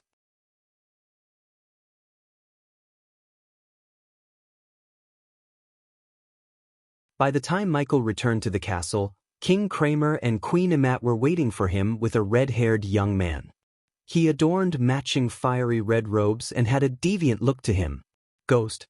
Meet Moriette, King Kramer's long-distant cousin. Queen Amat emphasized the word distant to Michael. By the look on her face, Michael could see the tension between the two. Several miles distant, Moriette exclaimed with a mocking smile. Pleasure to meet you, Moriette. Michael firmly shook the young man's hands with a smile. The pleasure is all mine. Let's sit, shall we? They all plugged themselves onto the white sofa as the maids brought down several beverages, including orange juice for Michael. It's so amazing to see such a young fusion stage cultivator. I thought all fusion stage cultivators are old, Moriette laughed. People say hardwood never fails, but it's not true always. I mean, no matter how hard you cultivate, if you don't have luck, resources, and talent, you can't climb higher stages. Michael took a little sip of his orange juice and told Moriette. That's true, Moriette nodded. But it doesn't matter. If you can't get to the higher stages, enjoy what you have. Yeah, right. Believe me or not, I live by those words. Look at me, I can't get past the body strengthening stage. I tried so many potions and stuff, but I simply lack the talent. So now I'm focused more on enjoying the mortal pleasures instead of sitting in a room, cultivating. Michael noticed Queen Amat rolling her eyes, thinking no one had noticed her. End of the day, enjoying the life all it matters. Michael pretended to agree with Moriette. I am so glad to see someone who's powerful as you agree with my views. Now please tell me what kind of property you're looking for in Royal Land. I have several in the capital and I'd be happy to give one of it to you. I heard you wanted to offer a share? Michael nodded.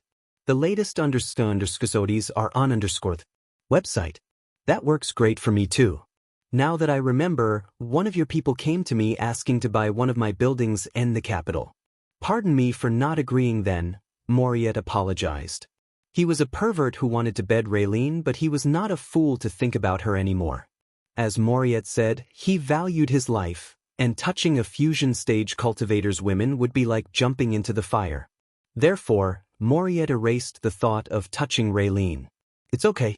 Is it still available? I'd appreciate it if I can use that building to open up another branch of Hades in Royal Land. Consider the building is yours. I'll send one of my men to you with the deed. Wonderful, Michael grinned. What about we celebrate it over a nice boat party? Michael sighed after hearing Moriet. It's not that Michael was truly disappointed, but he pretended to be upset. As a fusion stage cultivator, Michel could kill Moriet without much worry. To be honest, Michael didn't think King Kramer would go to war with him if he killed Moriet. However, being strong didn't mean he should make more enemies.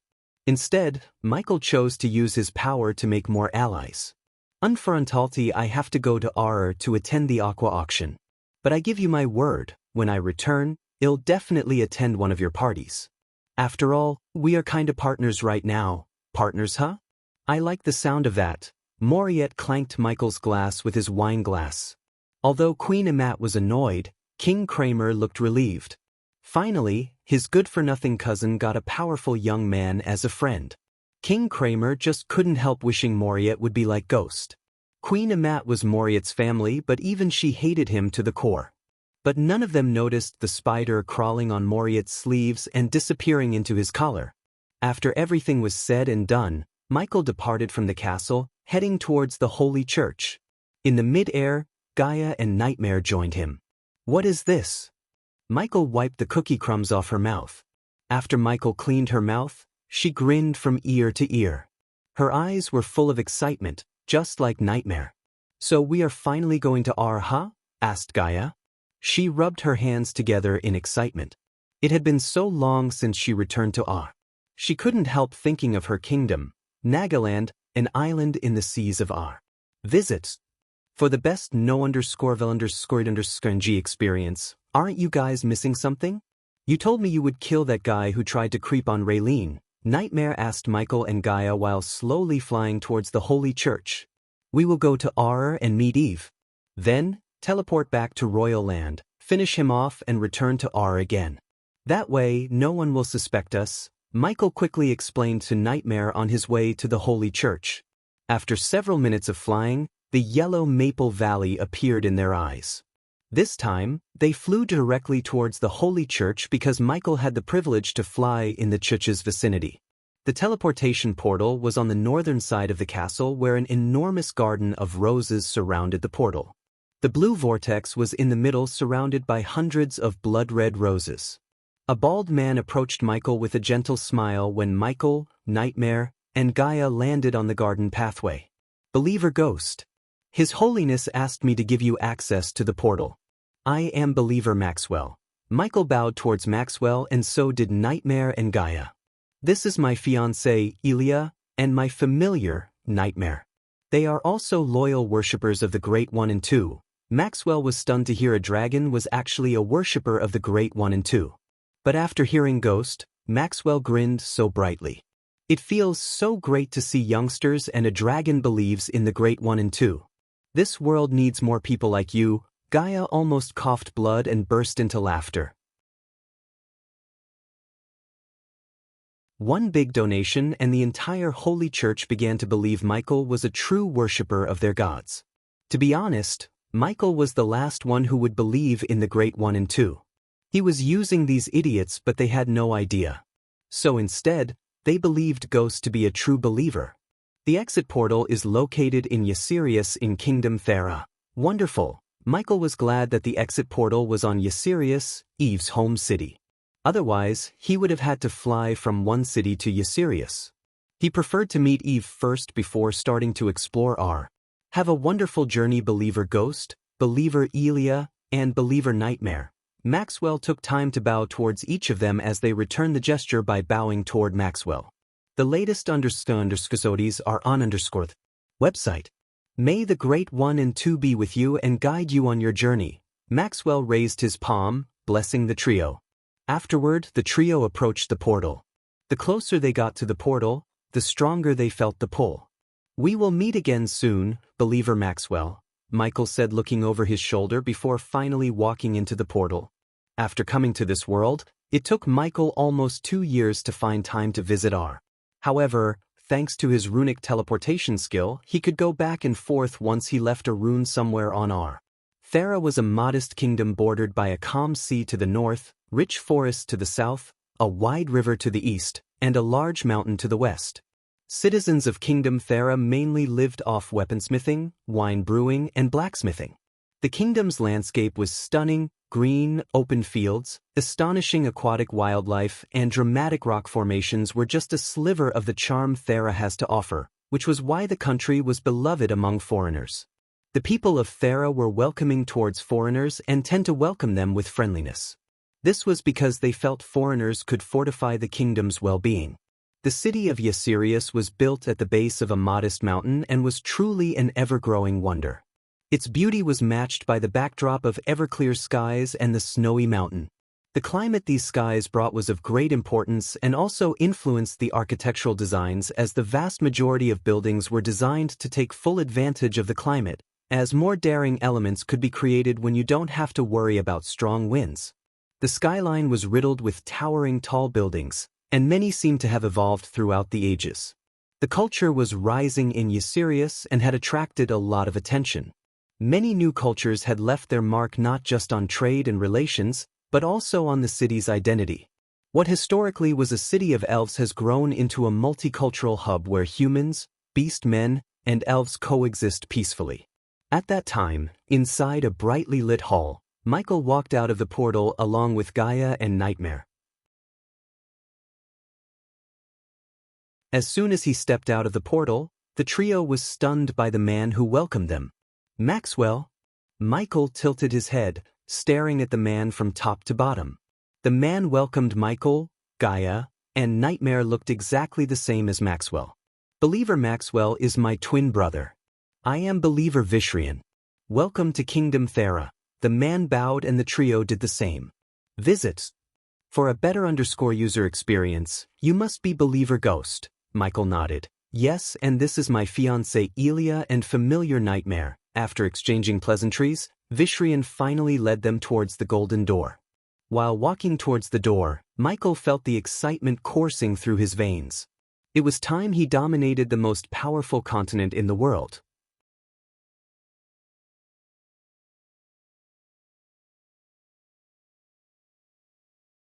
The excitement to explore a new land coursed through his veins. However, Vishrian dosed cold water upon his excitement by taking out a pale blue face mask from his space ring. Put this on before you step aside. Michael creased his brows. I don't get it. There is a plague ravishing Kingdom Thera, Believer Ghost.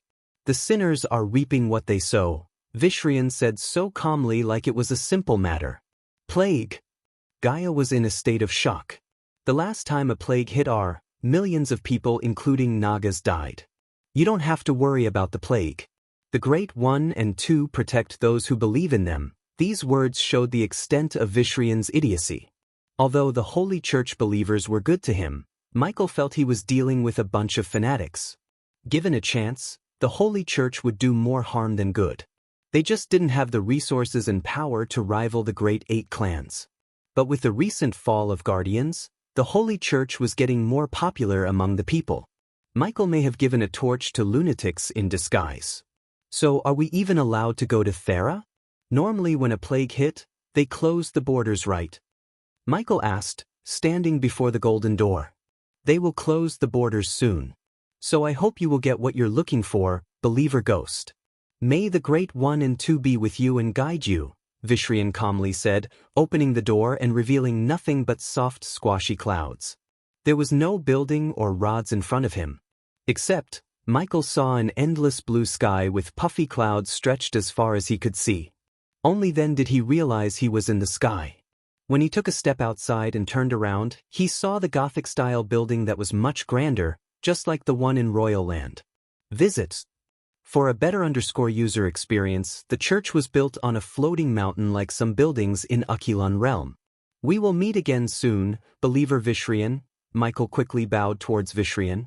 He wanted to check on Eve. For some reason, he immediately worried about her. It almost felt like the two of them have some kind of strong bond. He didn't know before the Dark Lord used the time travel rune that Eve was his best friend. She sacrificed herself to save him. If it wasn't for her, Michael wouldn't be here. Although the Dark Lord reset the time, the deep friendship bond remained strong. Michael shot out from the mountain like a rocket, leaving a shock wave behind. In his haste, he failed to ask where the Voldeguard compound was. Hopefully, Gaia knew where it was. Those are crazy bastards, Michael. The plague hit them? What the fuck? He was so calm. These morons are lunatics. Gaia cursed them, diving towards the city on the land. They seem just as bad as the Guardians, Nightmare said. It doesn't matter now. Let's go meet Eve. There is an opportunity here. No shit, Gaia rolled her eyes. I did some sick shit, but it feels wrong to see the plague as an opportunity. Gaia knew the obvious golden opportunity presented itself in the name of the plague. She knew Michael could pull some miracle and cure the plague. However, it felt wrong to get rich from a plague. I don't feel like that. We are not responsible for the plague. If someone else finds the cure, so be it. Otherwise, we may as well find the cure and sell it for millions. What about the poor? Nightmare asked Michael. There is no poverty in R. That's why it's called the most powerful and rich continent in the world. A farmer in R earns 10 times more than one in Elon or Azer. Gaia's words didn't only surprise Nightmare but also Michael. Visit. For a better user experience, it seemed like the rulers of other races were far better than the humans in ruling a kingdom. The closer they got to the city, the better Michael could see the majestic view of Ysirius. The city itself looked like a hybrid between fantasy and style. However, despite the majestic tall buildings, the streets looked empty and the gray mist around the city gave a gloomy look to it. The Voldeguard compound is that way. Follow me. Gaia pointed at the northern side of the city where Michael saw a mountain resembling Mount Fuji in the distance. Michael and Nightmare flew behind Gaia while noticing the eerie city beneath them. So many sick. Nightmare's superior hearing sense enabled him to hear the countless coughing and vomiting coming from the city. At the moment, inside the Voldeguard compound, several dead bodies in plate armor riddled the front yard. Some of the soldiers had their helmets removed so one could see the grayish skin and the dark green webs of veins underneath the gray skin. The broken fountain in the center was still pumping out water from the lion's head. The dead bodies formed a line surrounding the majestic castle of House Voldeguard. A regular gate with great wooden doors, a drawbridge and hot oil pots guarded the inhabitants of the castle. It was the only easy way in. Like any place in R, neatly pruned trees decorated the land along with colorful flower beds. The round towers dwarfed everything below them and were connected by fortified, thick walls made of gray stone.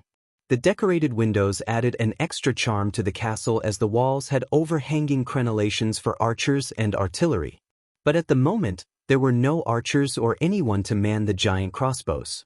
The gate which guarded the castle for hundreds of years fell for the first time as the compound of Voldeguards became a battlefield. Michael was not the only one who viewed the plague as an opportunity. House Rotgard sieged House Voldegard when the latter was at its weakest. When the plague hit Ysirius, House Voldegard ensured the citizens got the best treatment possible instead of quarantining themselves like many noble families.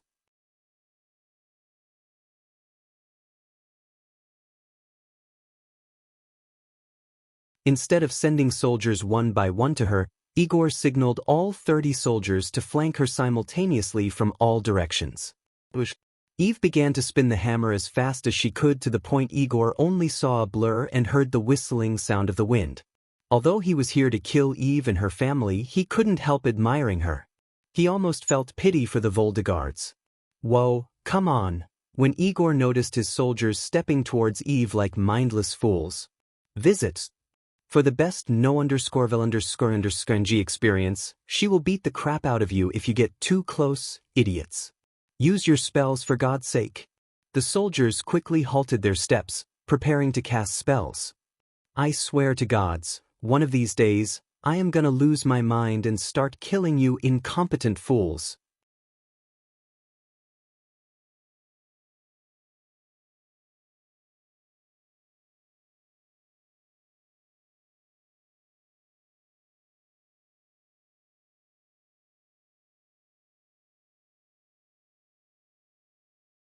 System, analyze the blood sample and offer me a cure. The system level is too low to find a cure by analyzing the 2 blood samples. The system can find a formula to the cure if the host provides either a blood or a tissue sample of patient 0. At the moment, Michael didn't have enough points to upgrade the system. He would rather have the points in case of an emergency rather than spend them on the system.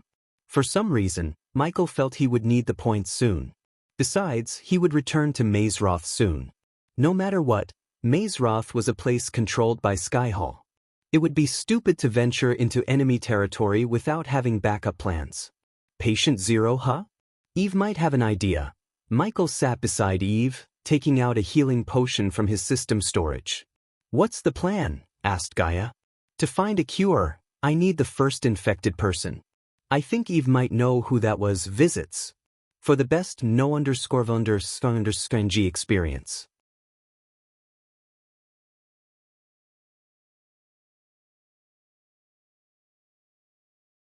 A thin needle extended from Michael's wrist, entering Eve's neck. Michael slowly sent the healing potion into Eve's bloodstream. Eve's breathing improved after the healing potion entered her body. As a result, slight rosiness returned to her skin. Gaia, who sat beside Jennifer at the other end of the bed, saw Eve's finger twitching. Boom. Suddenly, the windows shattered as the hammer shot into the room and landed in Eve's hand. That's cool. Nightmare shrunk himself to land between Eve and Jennifer. He tried to touch the hammer, but when he did, a bolt of electricity entered his body. Ah! Nightmare jolted back. What happened? Asked Gaia, chuckling. It zapped me, Nightmare complained and bore his teeth at the hammer. On the other hand, Eve's breathing got normal as she slowly opened her eyes to see Michael smiling back at her. So it wasn't a dream. Her smile suddenly froze as she jerked her head aside to see Jennifer beside her. Jenny, she is still sick, Gaia answered her, taking Eve's gaze away from Jennifer for a moment. Eve, this is my fiancé I told you about, Elia. And that's Nightmare. I wish we had met under different circumstances. Gaia reached out to shake Eve's hand. Eve gritted her teeth to fight the pain and shook Gaia's hand. After Gaia firmly shook Eve's hand, Nightmare gently reached Eve with a leap and nudged Eve's face. I'll be alright. You have the best miracle worker in the whole world. Did you know I was death-kissed and he saved me?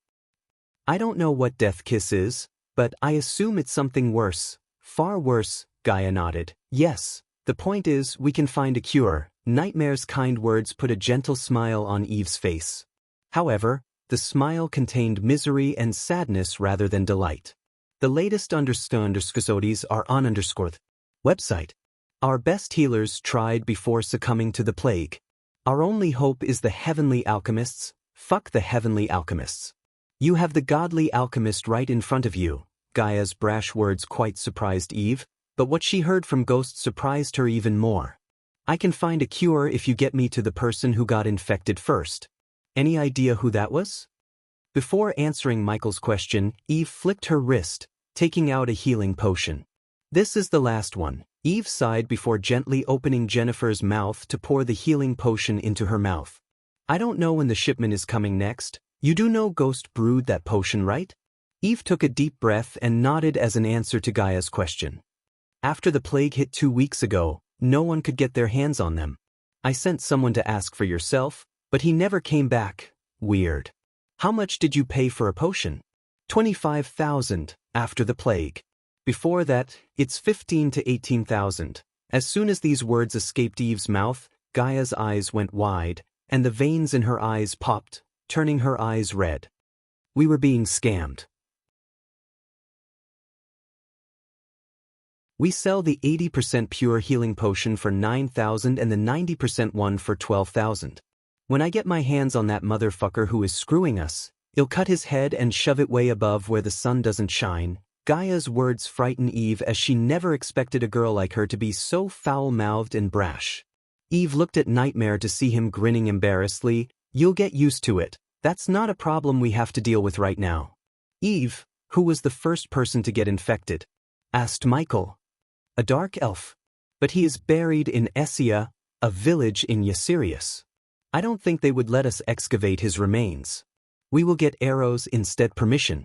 There is no way they would let us. Then we want, Michael calmly said, visits.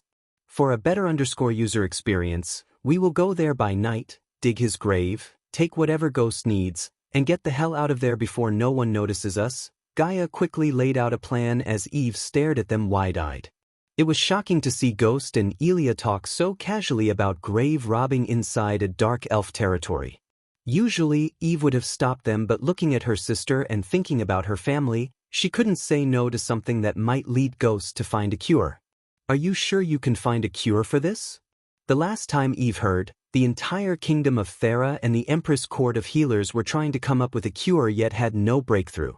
However, Ghost talked so simply about finding a cure. His words sounded confident rather than arrogant. Somehow, Eve believed he could really find the cure. After all, Michael had a reputation for pulling several miracles, such as becoming the youngest fusion stage cultivator.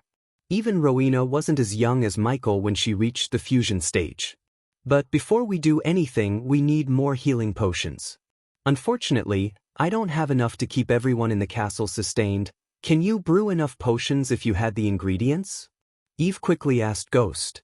If I brewed until the nightfall, we would have enough to keep them alive until I come up with a cure. What about moving to another safe house or something? Those guys who attacked you won't stay far away for long. They might get impatient and try to wipe you out. I know a place. Eve quickly thought of the place her father bought weeks before he fell sick. Since it was a recent purchase, none of the outsiders knew about it. Does this place happen to have a portal connected to it? Unfortunately, Eve shook her head. We have to fly there. Michael pondered for a moment before standing up from the bed. Okay, hayraced the plan. Elia, put everyone in a large carriage and fly there.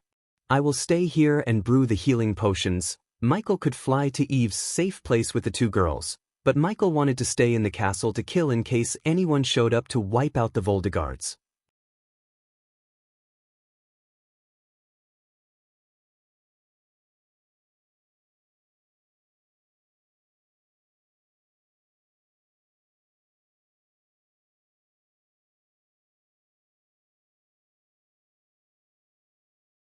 For a better user experience, but what if a member intervenes in mortal affairs? They just debate over the issue and pass their judgment on you. Which in most cases is kicking you out of the council or smite you to hell. Seems like joining the council has nothing but disadvantages. Azazel frowned as Michael chuckled. Apparently, after reaching the half-immortal stage, climbing each level would take decades. That is, if the cultivator is a genius.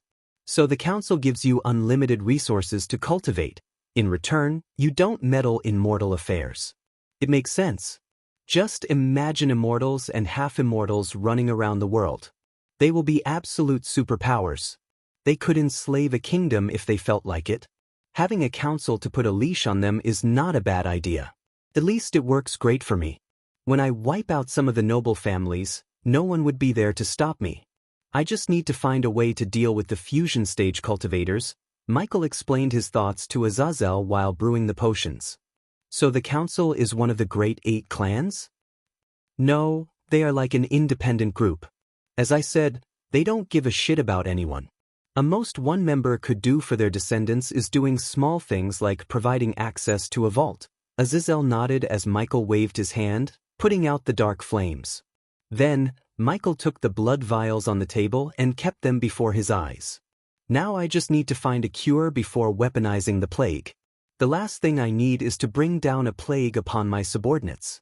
One wrong move and everything will come back to bite me in my ass. Michael waved his hand as the vials disappeared from sight. When Michael finally rose from his chair, there were thousands of healing potions glistening in the darkness. The radiant blue light emitted by the healing potions brightened the room. We shall go meet Eve and Gaia. What about this castle, my lord? Just let the rot guards have it. When I am done, there won't be anyone standing against the Voldegards. Although Michael decided to help Voldegards because of Eve, his main goal was to make Voldegards his allies. In addition, having a powerful family by his side would make establishing a name for himself in R much easier. What would you have me do, my lord? Just stay here and monitor the situation. I am pretty sure the rot guards would return soon. Do not make any moves. Just observe and report. Got it? Yes, my lord. The latest __SODs are on _ website. After ordering Azazel to stay in the castle, Michael put the healing potion in his system storage and exited the storage through the dark door.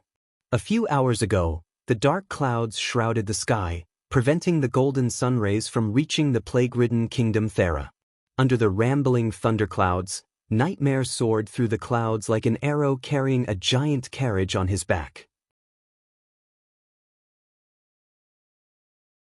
The carriage was large enough to contain 120 people inside, including Eve and Gaia. The Voldegards used the giant carriage to transport massive pillars to build castles and bridges. A rare race called giants pulled these carriages from one end to another. Fortunately, Nightmare grew almost 18 meters long to carry the carriage upon his back. Inside the carriage, Eve leaned against the carriage holding Gaia's hand. I don't think I have much longer. Are we there yet? You tell us. Where are we going? Asked Gaia after hearing Eve's weak voice. You will see. Eve gently brushed Jennifer's head which lay on Eve's lap. Her face had almost turned to stone-like color. In simple words, Jennifer seemed like a statue. How did you meet Ghost? Eve turned her gaze towards Gaia. Just like you, I was in a helpless situation. I thought I was done for. But he changed my life. I have lost count of how many times he pulled some shit no one would imagine. You really think he could find the cure, huh? I know he would. Trust me, you will recollect all these events and laugh soon. I wish. Eve let out a deep breath as Gaia felt Nightmare slowing down. Hey, I think we reached the place. Elia, you should come out. Gaia sensed a tinge of shock in Nightmare's voice. Therefore, Gaia squeezed Eve's hand, reassuring her before dashing out of the carriage. As soon as she exited the carriage, her eyes went so wide to the point her eyes looked like they could pop out any moment. The reason for her shock was the barren floating mountain on the horizon. The floating mountain looked like a sword. The base was the blade, and the tall pillar resembled the hilt from which an elegant streamy waterfall flowed. However, unlike the floating mountains she had seen in the Aquilan realm, the sword-like floating mountain was barren and void of any man-made buildings. Visits. For the best no_v__ng experience other than the waterfall, there was nothing in the floating mountain. After starting at the barren floating mountain for a few minutes, the duo resumed flying and approached the island. The closer they got, the bigger the floating mountain looked. Yet, it was far from exceeding the floating mountains in the Aquilan realm by far. It took Nightmare and Gaia a few minutes to land on the barren land and put down the carriage on the ground. Considering the ground had no trees, and the clouds above them looked dark and gloomy, Gaia decided to keep them inside the carriage instead of taking them out. She didn't want the sick people to get drenched in heavy rain. This place looks good. Nightmare creased his brows. This place looks barren and deserted. There is nothing in the place that would make anyone say it's good. You lack imagination, lizard. Nightmare rolled his eyes. I don't lack imagination, but I just don't see the point of imagining anything in the place.